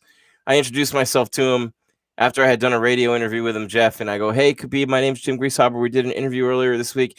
He goes, "Good interview, thank you." Then I meet him again a few years later, and it was at Ali put together a media event last March, a little over a year ago, and it's Henry and Kamaru and Kayla Harrison and Gaethje and Rumble and all these huge stars, and there is Khabib, the biggest of all of them. I walk up to him in the coffee line. He's getting black coffee. And I go walk up behind him to get some coffee, and I go, "Champ, it's good to see you. Jim Grieshaber, haven't seen you in a long time." He goes, "Yes, I remember you. You good interview." And just like that, and he probably didn't remember me from a hole in the wall, but just such a cool dude. So I'd say Khabib's one of them. Top 5 in and out of the octagon. I really man. I'm gonna take shit for this because in the octagon it ended up not working out. But Chris Weidman, when I first came into the game, he was training to start that title run. And he was training a lot with Ryan Bader and Aaron Simpson out of Power MMA in Arizona, so I'd see him sometimes. Man, that's a tough question though. That's a tough question. I'm jotting down who I think. 4 into Nunes. There's 4. And 5. Man, Cain Velasquez had me in his suite. Henry Cejudo's done. I mean, it's shit, man. It's hard. It's hard. Holly Holm. So who's your 5? I've got my 5 written down right here. I can't even remember who I was saying. Well, I've got 4 written down. 2 males, 2 females, and I haven't really written down my 5th one yet. But I think I know who I'm going to give me your 4. Number 1, Royce Gracie.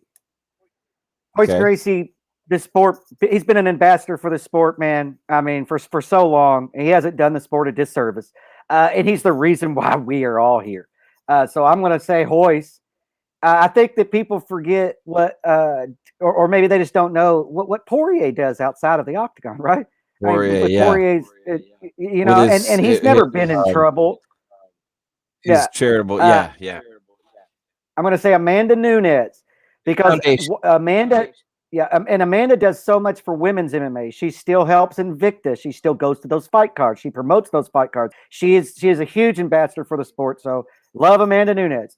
I'm going to go out on a limb, and I might get some harsh criticism for this, but I'll say Ronda Rousey. Ronda Rousey, when she was in the sport, was everywhere. Right? She took the sport places that no one could take it, and that's why I'm putting her there. She was able to do things that nobody else was able to do before her. So that's what I'm going to put her in there. And then my 5th and final one, and those are in no particular order, except Royce is still first. GSP, George St. Pierre. Great ambassador to the sport. Are you going to expound upon GSP at all? GSP, he, had the biggest selling paper, biggest crowds in UFC history at the time in those events in Canada. Opened Canada up to the UFC, was this huge international star. GSP does not get in trouble outside the sport. GSP is extremely an honorable guy, and he worked hard. He puts work ethic out there. And still to this day, he's putting out his workout videos and trying to help people, And so I think GSP belongs on that list. Plus, he's one of the greatest of all time. And now I left Khabib off only because you threw him on yours. Would I put Khabib on there instead of Ronda? Probably. But because you said Khabib, I pulled him off mine and threw Ronda on. Although I do think it's arguable whether or not Ronda's done more for the sport. I mean, I'd almost have to put Stipe on there because he's a firefighter on top of it. And he said being a first responder comes before being heavyweight champ. How do you not have him? I mean, how do I take him? He's got to be on there. Yeah, I mean, there's a lot of people that could be on there for sure. I mean, it should be a bigger list than 5, because I feel like the 5 that I mentioned should be on there, but I also feel like for sure Khabib should be on there. Yeah, and maybe even Cormier, man. I mean, Cormier has high school wrestling coach in Gilroy, Cali. Yeah, and he does so much for kids sports, and he is a good ambassador for the sport. He's very well spoken, and he goes out and talks to people, and he attends things that he doesn't necessarily have to attend, but he does because he cares. So props to you, DC. Kids can learn how to cry right after they lose if they watch him. That's right. It's okay to have emotions if you're a man, says DC. I'm sorry. I had to jump on John Jones bandwagon there for a minute. Holland's having fun, Jeff. Holland's having fun, dude. He's bebopping. He's like swaying back and forth to the music. He does not feel the enormity of the moment at all. He's excited. He's having fun in there, man. I love Kevin Holland. I really do. They showed his shoe collection earlier in the broadcast. Oh my god, dude. He has so many Did you see shoes. the replay of his Jacare knockout, man? That was legit. Yeah. Like, as many times as we saw it and talked about it. Oh, I like Holland. That was crazy. You just don't see that. You just don't see that happen. Oh, I like the guy too. He's 27 years old, Jim, and we both remember 27, man. You couldn't tell me I was wrong. You couldn't tell me anything. You couldn't tell me I was going to lose. And I feel like that's where he is. And man, I like that place, right? I miss that 27-year-old place of mentality like that, you know, where you got the world by the balls and nobody's going to tell you he did. Oh, you know, what I would give 22 years ago. Yeah.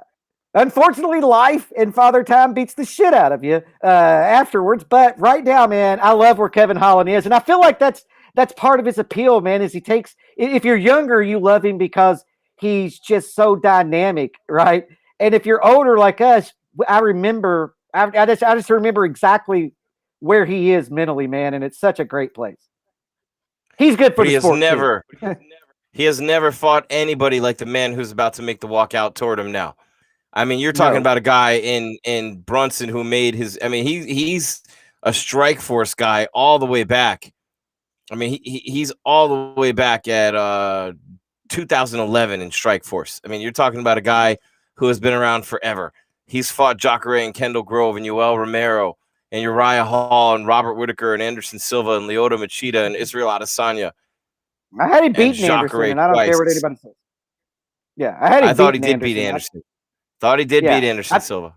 I think everybody outside of Brazil felt, and even some Brazilians felt that Anderson lost that fight. But and that is what that's the power of a legend's aura over three judges, right? But yeah, man, Brunson's been in there with everybody.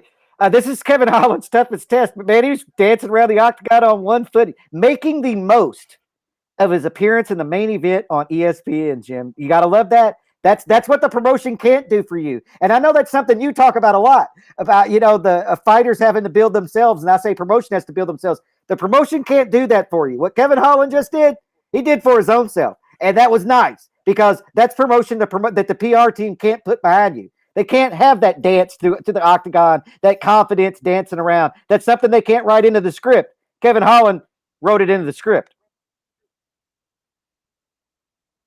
Man, I'll tell you what, though, he's got a tough opponent tonight.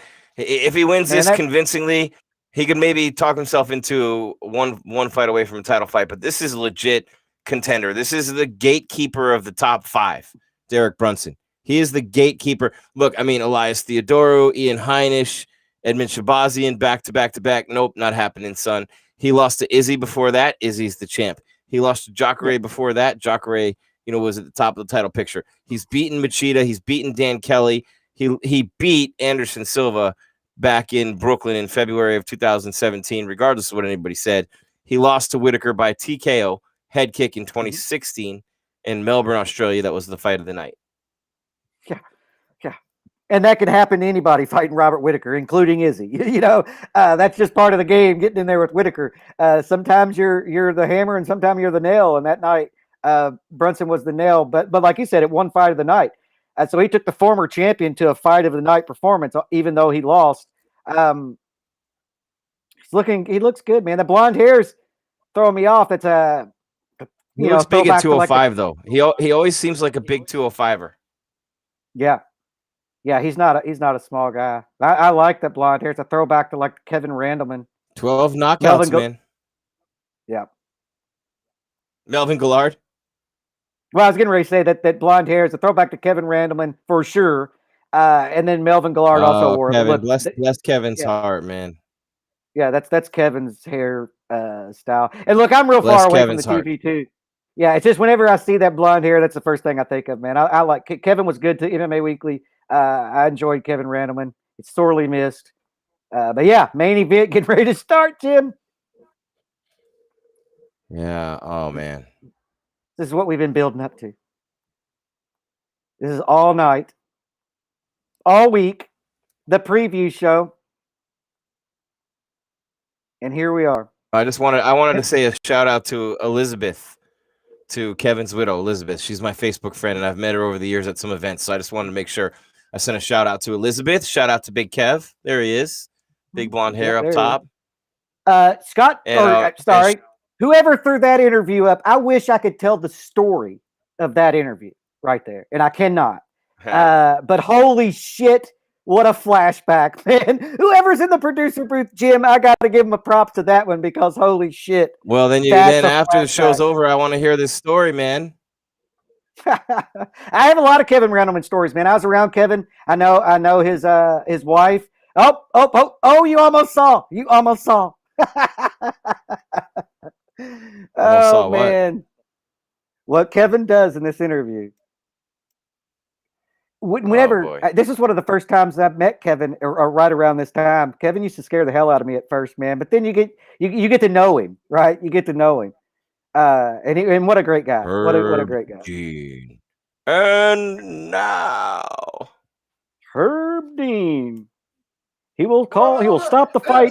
Is the moment. There's something about Buffer in an empty building, man. Are you kidding me? I don't know. I'm gonna mute it. Yeah, Hold on. I'm gonna mute myself. Mute that. Buffer will send a cease and desist order faster than. But yeah, we're getting ready to start this main event. Crazy time. It's been this is 7 weeks, man, leading up. I already got the letter, Jeff. I already got the cease and desist. It already came. Yeah. Fucking FedEx. FedEx. Yep.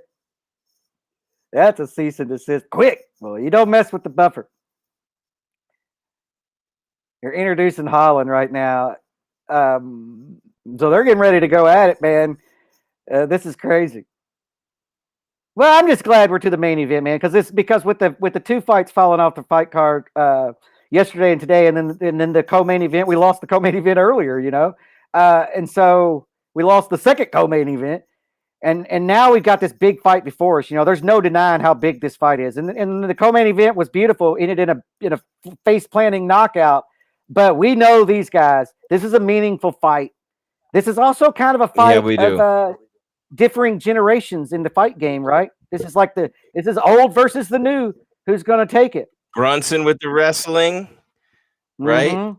And the lunch pail mentality. Derek Brunson from UNC Pembroke, Hall of Famer there. Shout out to my nephew Reggie Allen, was the wrestler with Brunson there. Look at Holland. Holland looking like pretty. Mm-hmm. He's got an 8-inch reach advantage, man, and I'm wondering how much that's going to come into play. We're going to find out a lot in like the first 30 seconds here on what Brunson's game plan are. They touch gloves? No, they do not. Holland's a cocky dude, man. Yeah. Holland's wait, how far are you, HF? Did they touch yet? No, I'm not. Did they start yet? They have started, but I'm not calling anything. I'm at 452, 51, 50. Okay. You're ahead of me, aren't you? Yeah, but it doesn't matter. Holland looks long, man. Long. He's got an 8-inch reach long advantage. You see that huge, front kick man. to He's the like face? a pterodactyl. Oh, slips down. Oh, was that a slip or did he get kicked? I think it was a slip, Jim, and Brunson took full advantage in game top This control. is not where you want Brunson on you. You don't want Brunson on you here in the middle of the cage for sure. That's not a spot you want to be in. The biggest moment so far in the round, and we're early in it, is Holland did land a front kick straight to the face of Brunson. And then there was a weird exchange, and it looked like Holland slipped, and Brunson was able to gain top control. Off a front kick. The blonde hair throws me off. Yeah, it's I'm not used to see it. Like I said, it gives me flashbacks to Dennis Rodman. a different time. Dennis Rodman, there you go. Yeah, that's probably pre-Randleman using it. I don't know. All the years just blurry together anymore. Man, you're telling me. 3.5 minutes left, round one. Yep, and Brunson is exactly where he wants to be right now. This fight is going exactly the way he wants it. Not so much for Kevin Holland. He's on his back. He briefly had a body triangle on to kind of hold Brunson in place, but he's since let that go, and Brunson used that opportunity to create But enough no real space to get damage, some though. power shots. No, but he No threw real power damage shots. He just, absorbed. yeah. Holland's done a good job of defending it. Yeah, Brunson's throwing big shots. It's just Holland's covering up and they're hitting his forearms. So Brunson's not getting it, landing huge shots. He should probably go to the body here. Right on cue, Can't Jeff protect- Cain. Right on cue. Yeah. Yeah, you can't protect both of them at the same time, Not well. No. But it's early. This is early in the fight. And what's weird is it wasn't like a double leg takedown, so I still don't know if Brunson can take Holland down. This is It wasn't a legit takedown, right? No. Yeah, it was like I don't know what happened, if he caught a kick or what, but Holland definitely slipped and Brunson got top position. But I don't know much other than when Brunson's in top position, he can control Holland, or he has so far. There's not much going on here. I mean, they're working, so they're not going to stand him up, but not exciting whatsoever. Yeah, I mean, Holland's trying to, shrimp on the bottom, create some space and get up, but Brunson's Brunson, man. He can be a blanket when he wants to be, and right now he wants to be a blanket. He wants to be a blanket. Yep, and fight fans everywhere want their money back. Well, hey, this is there is no such thing as free TV. Nope, not when they're playing commercials and charging a subscription. Yeah, man. Look, you're old enough to remember when cable TV first came out. You remember when cable TV first came out, and they told us that you're going to pay, but you're never going to get commercials. We was like 2 weeks in, and there's a damn commercial on. Shake and bake, and I helped. I think was it too. I don't remember, man. I'm just throwing that out there. 3:03 in ground time for Brunson. Ground control.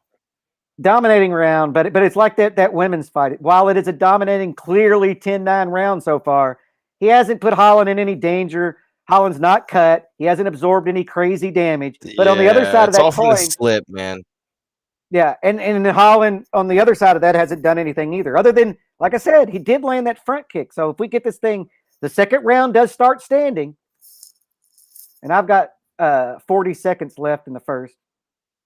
Yeah, no, it just sucks because it didn't take any skill to get him. He slipped. We got him for 4 minutes and 45 seconds because the guy slips. It's just part of MMA that you have to get used to. It's not my favorite part of the sport. I mean, do something. Well, yeah, and they'll show us a replay. It happened really fast, and so I couldn't tell what led to that exchange that went to the ground. It looked like Holland slipped to me, so that's what I'm sticking with right now. If the replay says something different, we will let you know. But right now, we're going, ooh, all right. I want my 4 minutes and 45 seconds back. That's what I want. All right. Holland got back up to his feet with no time left. There's he got up to his feet, and then the bell ended. He didn't look rattled, though. Brunson didn't shake his hand. Brunson didn't slap a 5 at the end of the round. I'm not a Brunson fan. Yeah, I just don't like it when someone lays on top of someone for a whole round like that. I mean, it's strategy. I get it, but to me, it's that's why you're never higher than 7 or 6. Well, I mean, you got to work in submissions, not to have all the Khabib people scream and yell at me, but he's a pretty good blanket. I'm kind of grumpy tonight, Jeff. I'm being grumpy. Well, Brunson, I mean, it is what it is. Yeah, you didn't like Khabib, that. There's the GOAT. Everyone's favorite, Khabib. There's the GOAT who never beat anyone, but still call him the GOAT. I mean, Holland's laughing and he's all smiling. He's pointing at Brunson. I mean, he's unfazed by that first round. He's yapping to the captain. He's yapping to Khabib back there. That's who he's talking to.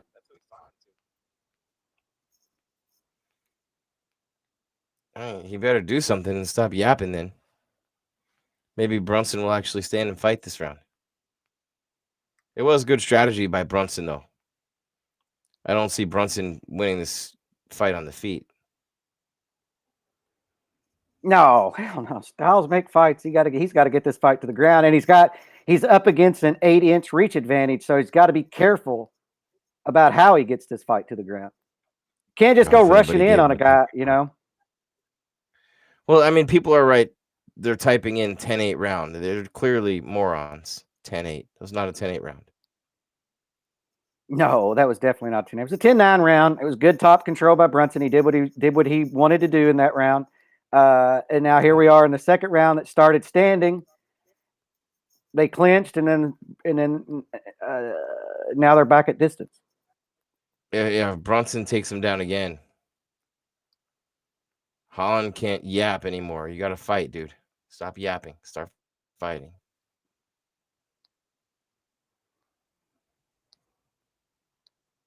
Oh, like that. Like that. Like that, Kevin Holland. Like that, Kevin Holland. There you go. Oh, dude, they're going There at you it right go, here. Kevin Brunson had Holland's leg trying for a takedown up over the octagon, up over the fence of the octagon. I saw it, and Holland racked him with about 6 overhand rights. Brunson got this fight. Please don't. To the ground No now. takedown. No more dry humping. Brunson, boring. Brunson is boring. Well, he's doing what he needs to do. Holland has isolated a leg. He's trying to, do some stuff. Oh, he almost gave up his back. And Brunson right now is working in the half guard position. And I can't tell if he's trying. It just looks like he's trying to get his leg free at the moment so he can either move to side control or mount. He's just being a blanket like he was in the first round. You said, Jeff. That's it. Just being a blanket. I don't see how you score the round for him. Free. And then as soon as he gets his leg free, then he's going to be open to do a lot of things. He's just making sure he doesn't give Holland enough space to get up here. You've got Holland where you want him. You want to advance position, but you don't want to jeopardize the position that you're in. And it looks like he's moved to side control. He is going to lock on an arm triangle choke, and we're going to see what happens here. I would never give any points for this.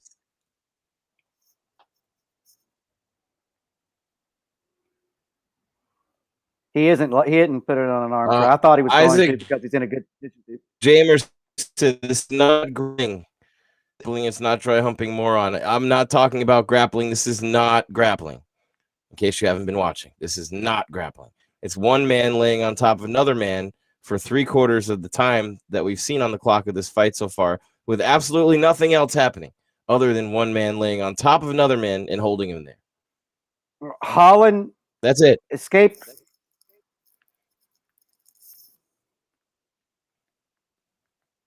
No, Holland got up. How is Brunson tired? You have done nothing but lay on top of someone.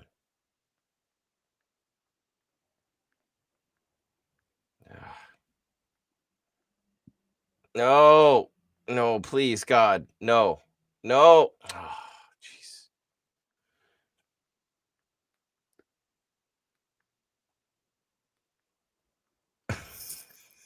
Who are these two idiots commentating?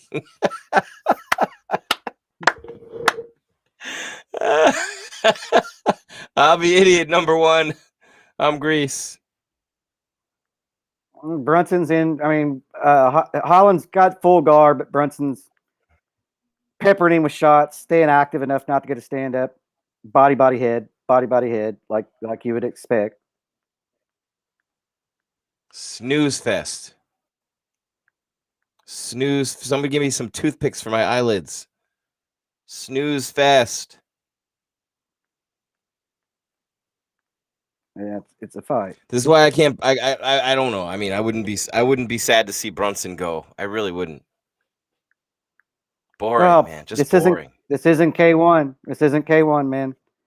And you're going to have wrestlers do this. Brunson's doing what he needs to do. But now this fight starts standing. This round's going to start standing, and that's where he is. He got hit that round. Before he was able to get that fight to the ground. And so we're going to see what happens here, man. I mean, Brunson's he's up 2 rounds for sure, but he took some shots that round. I mean, he might have been in trouble before he got that takedown along the cage. Yeah, I he mean, did they're get hit showing a with some pretty good replay of shots. it. He definitely got hit with 2 or 3 really good left hands, maybe 4. Holland can't keep getting taken down though, No, because he's way better on the feet than Brunson. It's clear. But Brunson's been superior on top. And you knew that coming in. I mean, Holland missed wildly with a big-time punch there with the Holland is right. he's still smiling, and he's talking to Brunson at the start of this round. Should That's be. just crazy. Don't take me down and hump me again, please. And Brunson saying, learn some takedown defense. I mean, this is where it's most dangerous for Brunson. Each round starts standing, and Holland has that big reach advantage, and he's got an advantage in the striking department, which has become apparent this fight. Yep, big. But it looks like Holland is now not quite pulling the trigger like he did in the first 2 rounds because of the takedowns, and he gets taken down again. Jeez, that is boring. Shoot me now. 7.5 minutes of this. Okay, Holland. Ugh. He's rolling. He's got an armbar. He's going to try for a damn armbar. Okay. Please, if he rides it out again. Where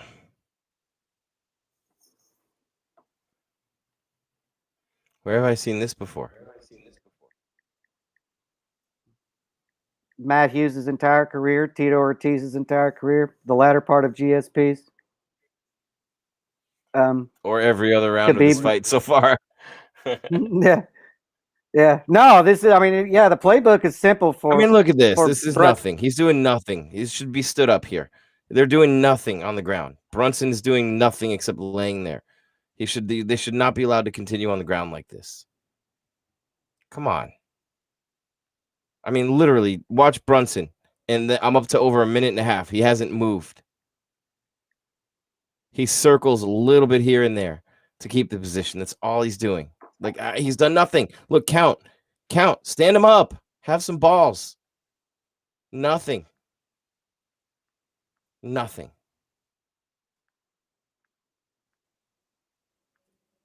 Yeah, I'd be screaming for my $100 back. Screaming for my $100 back if I was there. It's on ESPN. Oh well, yeah. There's no crowd though, not yet. Soon. This is pathetic. I mean, Brunson's doing what? This is what a world-class wrestler is going to do to a guy that he has an advantage on the ground. It's just a smart game plan. It's a smart game plan, but it's boring me to tears. Yeah. But I mean, he's exposed that Holland is not ready for the top of this division, or at least not yet. I mean, we'll see. We still got time. We still got rounds left in this fight. Holland could absolutely win this fight, even though he's down on the scorecards. And after this round, it's going to be 3 rounds to none. Well, he's exposed that he's never getting another big-time fight himself either.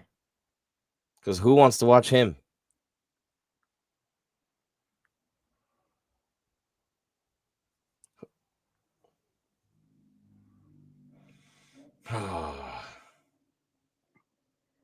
Yeah, right now Brunson's he's in top position, landing some shots. I mean, Holland has stopped trying to really get up from the bottom, and he's just landing shots from the bottom, little peppering shots from the bottom. But Brunson's shots aren't. He's not posturing up because he doesn't want to give Holland a chance to get back up to his feet. So these punches don't have power on him. He's just peppering him with shots enough to score points. Now, I'm sure that whenever it gets down to the final seconds, Brunson will probably posture up and start unloading shots. But right now, he's just staying in Holland's guard. UFC Fight Night live on MMA Weekly, powered by CBD Emporium, featuring Level Select CBD. 3 levels for 3 levels of pain. Keep you in the fight. Stay in the fight, MMA.com. You get 50% off your order right now. of Level Select CBD or CBD Emporium CBD products with the code MMA50 at stayinthefightmma.com. Don't worry, I could do another 2 minutes of this because Brunson still won't move a muscle. Level Select CBD, stay in the fight, Jeff. And that's exactly what I could have done 3 more of those and they wouldn't have moved. We're inside 30 seconds now of round number 3, or as Brunson calls it, stage 3 of his REM sleep. Well, lucky for him that Holland's a mattress that doesn't wiggle. He's landing shots. Like I said, they aren't damaging shots. You just got to, I mean, whenever you're losing on the feet to somebody like Holland, you better take him down and try to zap some energy out of him and try to maybe open up a cutter and inflict a little bit of damage. Brunson hasn't had any problems getting the takedowns, but he is taking damage before he gets the takedown. So I guess that's where the interesting thing is as we enter these championship 4th and 5th rounds, can Holland find a way to win like he has in his last 5 fights? Mm-hmm. There's a good question. And the other question would be, does anyone care at this point? Yeah. This fight has been very frustrating for me, Jeff. Very frustrating. Here we are into the 4th. We're getting ready to start the 4th round. I've got it 30-27. 30-27 Brunson. Right now, Holland is still smiling. Yeah, he's still smiling. And like I said, this is where we see if Brunson fades. If Brunson fades, he's going to be in a lot of trouble. Has he worn Holland down enough? Has the threat of the takedowns been enough to where Holland's not going to let his hands go? I mean, I don't know. We'll see. I'm trying to make it interesting. I only want to see Brunson laying in one more position in this fight. All he's done is lay in one position this whole fight. I want to see him laying in another one. Flat down, straight on his back, looking up at the ceiling. See, this round's starting out slow.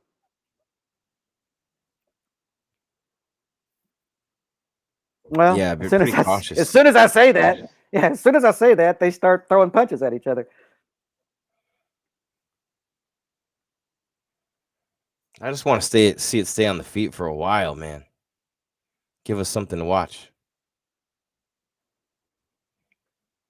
Because Brunson can't hang on the feet with this guy. Holland, get out of there. Get out of there, Holland. There you go. Oh, wild uppercut. Man, don't be swinging like that. Begging to be taken down. You swing like that. Yeah, Brunson's having definitely more trouble getting the fight to the ground this round than he did the other round. Until he's got his back now. Here he comes. Toss him on the ground. Blah. But it took him 90 seconds to get this fight to the ground this time. And so that's different than the first 2 rounds. Well, you have 3.5 minutes to go pee, everyone. Because they'll be in the exact same position when you come back as they are now. Oh, did he get up? He got up.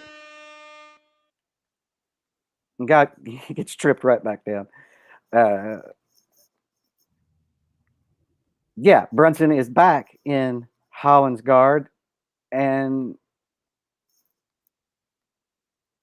I mean, just, little bitty shots. He's not, like I said, he's not jeopardizing giving up the position. So he's not posturing up and landing these shots, like 2 to the body, 1 to the head. And it is what it is. Brunson's dominating this fight. I love you. I love you, Isaac Jamerson. He says, imagine being irritated watching a wrestler wrestle. No doubt a shot at me, and I deserve it. I deserve it. Oh, my God. But this is literally taking years off my life watching this fight. Brunson's he's posturing up and trying to land bigger shots. The problem is that Holland is good at defense, man. He's so long, his arms are so long that he kind of has wrist control on you, and you can't throw anything. And then when you do, he's able to get his hands up and block everything. I'm impressed with his defense off of his back as far as taking damage. So if there's a high note for Holland in this fight, is he has been taken down repeatedly and he has not taken much damage. The low note for me is that it's only been a minute and a half since he took him down. I mean, look at the ground time on this fight. I mean, he's doing what he's supposed to do. Yeah. Don't get me wrong. Good God. It's a dominating Holland's, performance. This is embarrassing. It's embarrassing. He's for him to call himself a top 10 fighter. It's embarrassing. Well, I mean, there's guys in the top 10 that Holland match up better with than he does Brunson. You know, this is one of the worst matchups in the division for him. And we're seeing it play out, you know. But he's not out of this fight. I mean, like I said, the next round's going to start standing, and it's taken Brunson longer and longer and longer each round to get the takedown.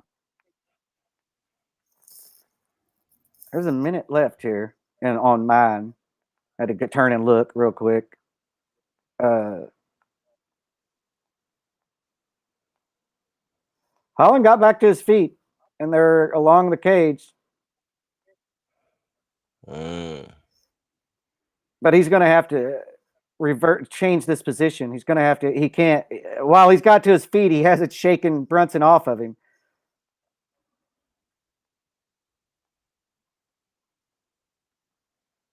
No, Brunson's not going to let go either.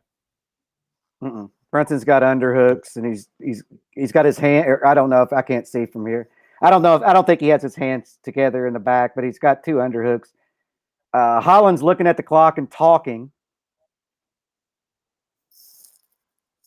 And this round's going to come to a close pretty much just like that.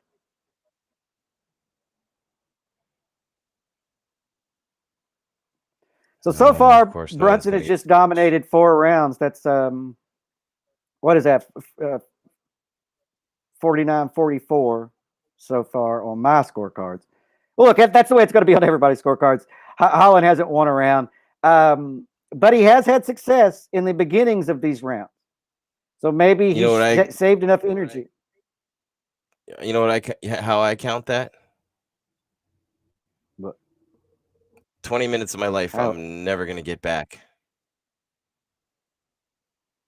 Well, Brunson dominated those 20 minutes. He took them from you, Jim. He took them from you, and he's taking the hype away from Kevin Holland right now.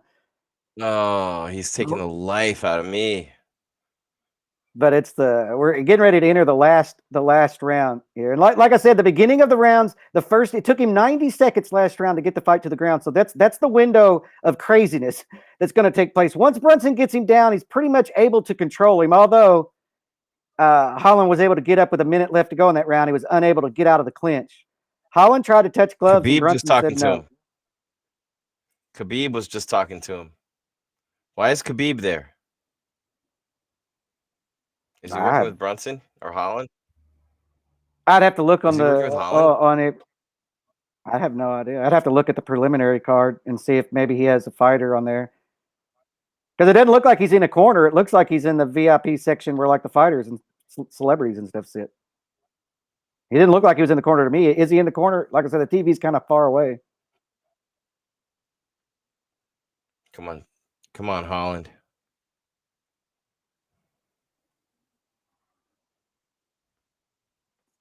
But he's clearly just been exposed on the ground. Yeah, I mean, he hasn't done bad on the ground. He just can't. His takedown defense is really what's got exposed. And now he can't do the striking that he wants to do because he's worried about getting taken down. But look, we're in the 5th round of a main event fight. Holland's going to have to make a decision. Well, he got tied up. Yeah, I mean, he's going to have to just go for broke. He's just going to have to commit. And if you get taken down, you get taken down. Go in here with everything you have for one flurry or one exchange. Because outside of that, man, you have to finish. Holland has no choice but to finish this fight. And now he's in the clinch with Brunson, not where he wants to be.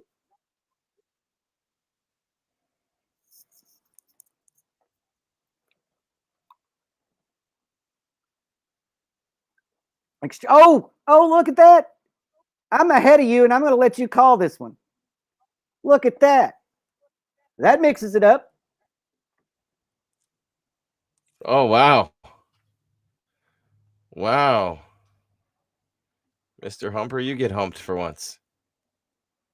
Brunson's bleeding. Holland, they were in the clinch, and Holland was able to score a trip takedown, and so now he's working in Brunson's closed guard, and there's 2 minutes and 50 seconds left. I mean, there's a lot of time.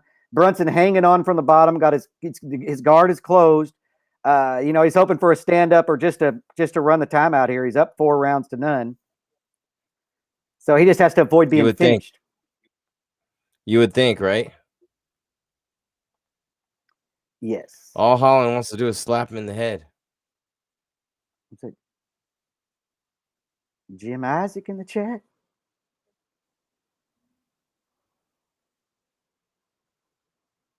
Jim Isaac gave us a super chat. Look at that. Or Isaac, is that his super name? Chat. This That was commentary nice. is Super terrible. Thanks, Richard. Yeah, it Isaac about Jamerson. matches the fight. It about matches the There you fight go. right now. That's a Thank big you, Isaac. I love you, bud. Jamerson. It was nice of him. I like that. Hey, at least Holland's on top. Have you seen a worse main event in he's able forever?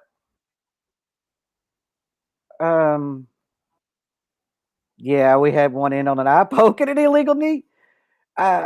People thought Cyril Gane's fight was bad. I think Holland just let Brunson up. Holland might have to knock him out. Yeah, I mean, I give him props for that. He could have Don't stayed there. shoot on him when he let you up, you little wuss. Don't do it, yo. He let you up. No, you suck. He let you up so you could stand with him, and you go and you take him down. Oh. Well, yeah, Brunson definitely. Well, he's going to win the fight, but he might have won the fight, but he just lost all my respect. You're nothing more than a top 5 gatekeeper. Never going to be. I'm not putting Brunson in there against the top 5 guy in the division so I can watch him put everyone to sleep for 25 more minutes. No, thank you.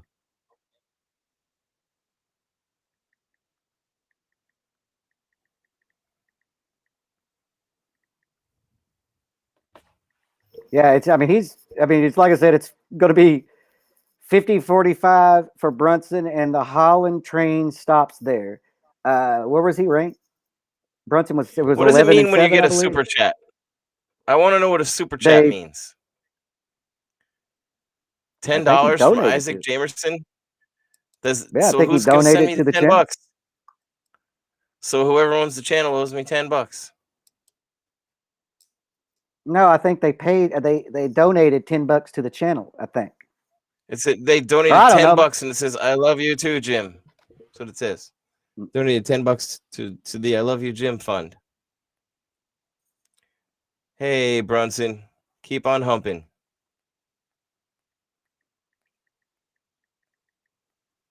You think I'm being too hard on this, Jeff? I hate fights like that. I mean, Brunson did what he had to do.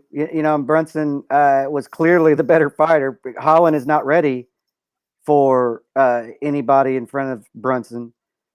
So Brunson did what he had to do. Brunson needed to win. He ended his hype train. I mean, look, that's what it is. That's Brunson's skill set. That's what he does. So it is what it is. I kind of knew that. Yeah, I mean, that's what I was going to say. We kind of knew that's the way it was going to work out. We just didn't know if he was going to be able to pull it off.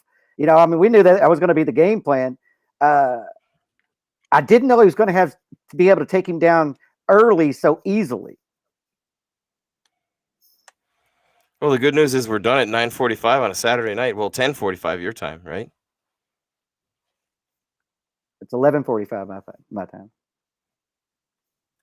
Oh, you guys moved your clock too. Yeah, we don't move our clocks. It ruins things.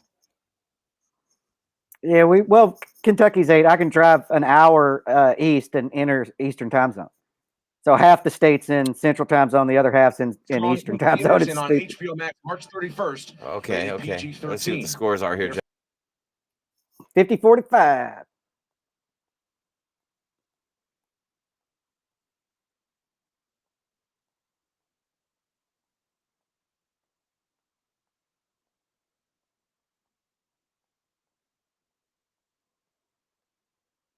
Is that what it was? 50-45? I have my volume down, so I can't hear it. I imagine that's what it was. I don't see any reason why it wouldn't have been that. Why is Brunson all happy? I mean, not Brunson. Holland all happy. Man, you just got dominated. These kids are just too nice when they lose.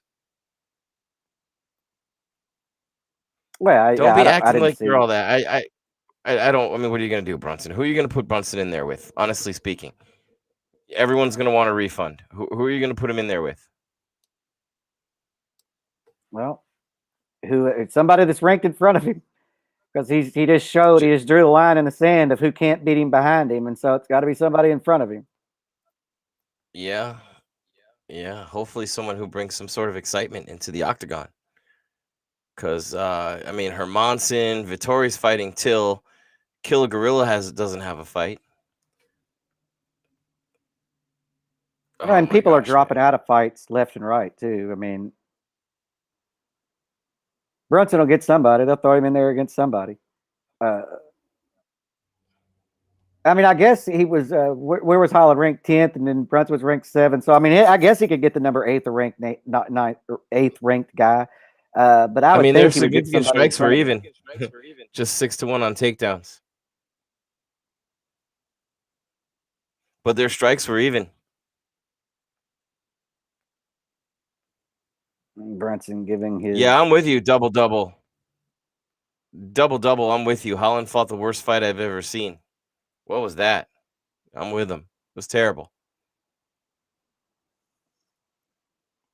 I mean, what did he even do, Jeff? He couldn't even keep the takedowns off him. He just stayed on the ground the whole time. I mean, there was nothing there from Kevin Holland. That was embarrassing. He went in against a better wrestler, you know? I mean, he got taken down because he was against a better wrestler. That's the way that's the way the cookie crumbles, man. I know, but I mean, he just to not even be able to get up for 4 straight rounds. Yeah, that's yeah. I mean, that happens, you know. I mean, we've had a hit. I mean, tons of people do that to people. You aren't getting up if Khabib takes you down. You're not going to get up if a lot of people take you down. You know, people couldn't get up when Romero. Khabib's so different, though. Khabib's so different. He swallows you up little bit by little bit and then chokes you. This dude just takes you down and lays on top of you. And he's got 4 wins in a row at middleweight. As a matter of fact, Adesanya has 9. Brunson was the loss for Adesanya. Adesanya beat Brunson. I'm not going to blame Brunson for Holland not being able to defend a takedown or get up off of his back. That's just misplaced. The onus is on Holland. You know, Holland, you want to beat people in the top 10, you're going to have to learn to wrestle. You're going to have to learn some takedown defense. And you're going to have to learn to get up off of your back. Brunson, all he needed was a double leg takedown tonight to dispatch of all the hype of Kevin Holland. In the air. He kept throwing punches there. You know, I was like, you got to be a little bit more. Who's he going to fight next? What do you think? I got there, so I don't know. Family, I spent so much. Looks like a lot of that top of that division's booked up. I don't even know if he'll call somebody out. Great performance from you, man. Another guy that you knocked down a peg, and I hope you get that top 5 spot. And I can't wait to see you. 5 spot. I was a little hard on him. I just don't like that style. I don't know where he's going to end up. Top 5 spots. You can give me a minute. I got to run notes. Got to run in.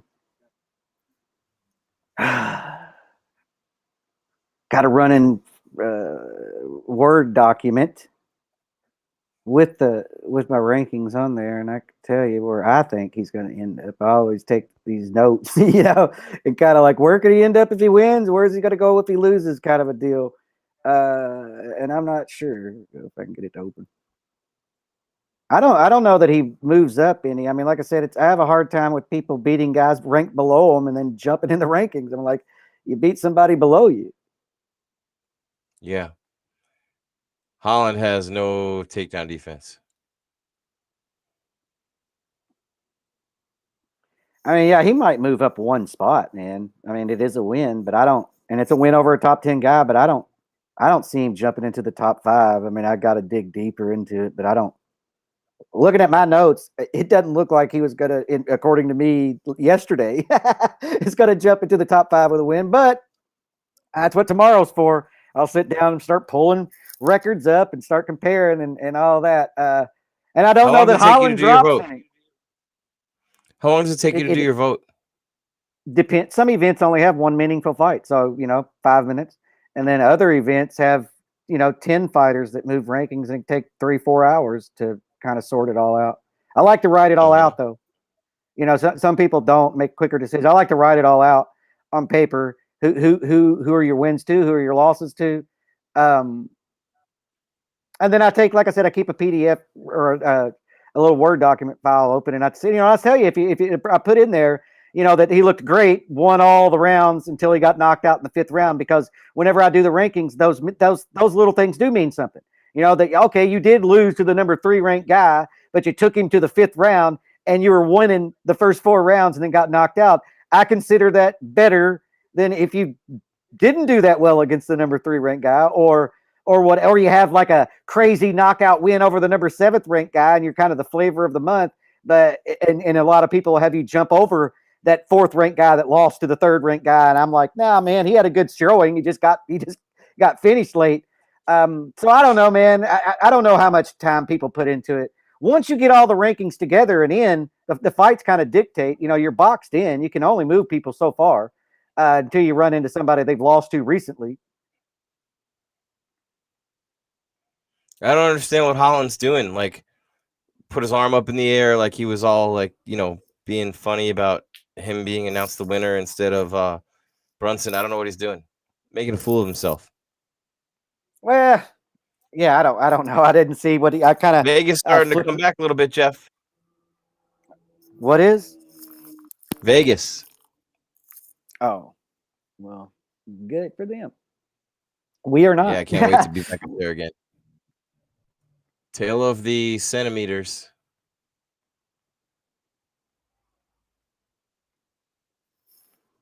So there's the fight stats. Okay, but who thinks Michael Chandler getting a title fight over Dustin is BS? Yes, we already said that. That's BS. Submission attempts. Holland is fun to watch. Sinkley. Fight of the night goes to Yanez. Yeah. Yep. Dominating. No knockdowns. Oh, I got Weird it. to see Lionheart Smith and Rashad like they fought in the same weight class. Doesn't look like it. Oh shit. Rashad's not a big guy. Rashad's not a big guy. Rashad, in my opinion, should have been a middleweight his entire career. And that's my opinion. But he did have some hard weight cuts at 205. I mean, I know that because I was there. But I always felt he could make 185, and he's not big. Rashad's not big compared to other light heavyweights. He's not big at all. And he's Bisping size, right? I mean, a middleweight. Yeah, he doesn't walk around big. No, not at all. And I can't remember what event it was that he had a tough weight cut. I mean, he had a tough weight cut, and it was a 205-pound fight. But that can go with anything. Like he didn't feel good that week, or ate. Well, I don't know. I have to look up. No, I mean I was there whenever he was in his plastics, sweating it out in the damn hotel lobby, waiting for the bus to give him a ride to the weigh-ins. That's how close it was. He felt the need to still be in his little plastics on the way to the damn weigh-ins. Let me see here. Oh, Rashad Evans. And I'll tell you exactly when it was. Let's see here. It's back in the days. No, it wasn't Lyoto. It was an event on the actually I think it was the Bisping fight, UFC 78. It was the Michael Bisping fight in Newark, New Jersey. I met Bisping's dad and his dad's best friend, which is a funny story later. But for that fight, he had a hard time making weight. Rashad did. Yeah. like I said, we were in the hotel as we were going to the weigh-ins, and the fighters were getting on the UFC bus to get bussed over to the weigh-ins, and Rashad is laying on the floor, still in all of his plastics and towels, wrapped up, still dropping weight. And I think he was back then they had the ceremonial weigh-ins were the weigh-ins. There was no ceremonial weigh-ins; there was just a damn weigh-in. Right, yeah. And so, man, I mean, it was kind of questionable because they were the main event, I believe, and so he got to come out late, last. But he didn't look great on the scales, and it's just not every day you see somebody still in all that plastic and stuff when we were actually heading to the weigh-in. Wow, yeah, that is crazy. But like I said, that's something. Rashad's not a big guy. Something probably happened during the fight camp or whatever. Maybe an injury late, and he couldn't get the cardio in to drop a few pounds. I don't know, man. There's a lot of variables that go into weight cuts. One shitty meal can screw an entire weight cut, man.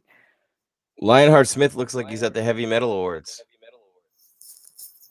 I've got it.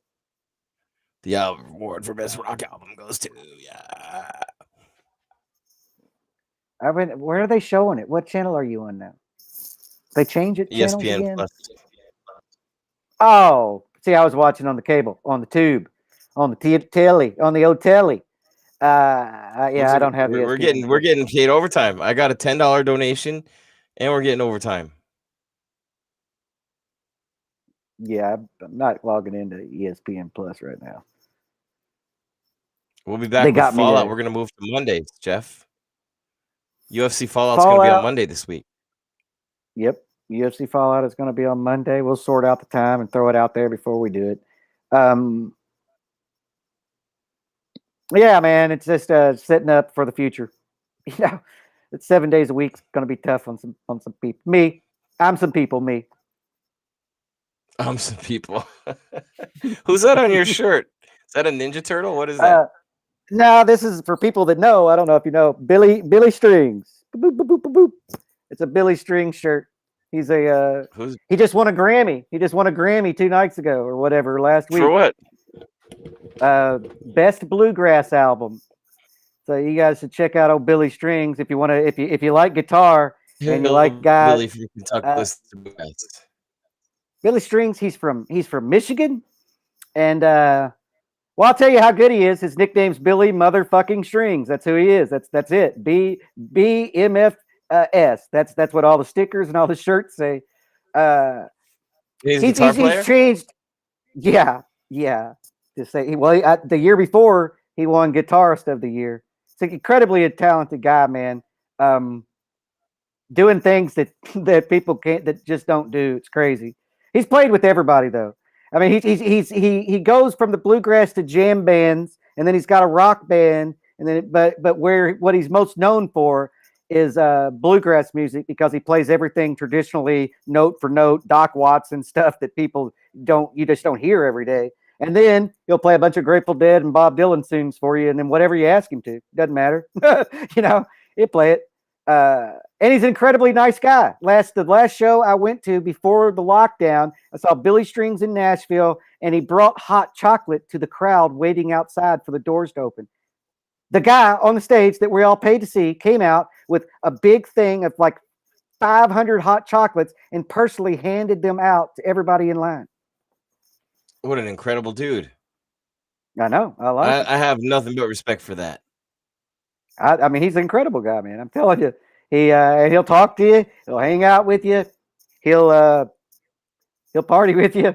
You just got to catch it. But right now, he's gotten big. He's gotten big. Fame's knocking on the door, and we know how that changes everything, right? I remember seeing Widespread Panic when there was like 15 people there. Now they sell out arenas, right? Nobody was at my first Fish show.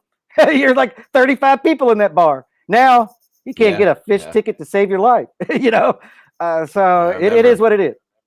Yeah, back in those are some old school names.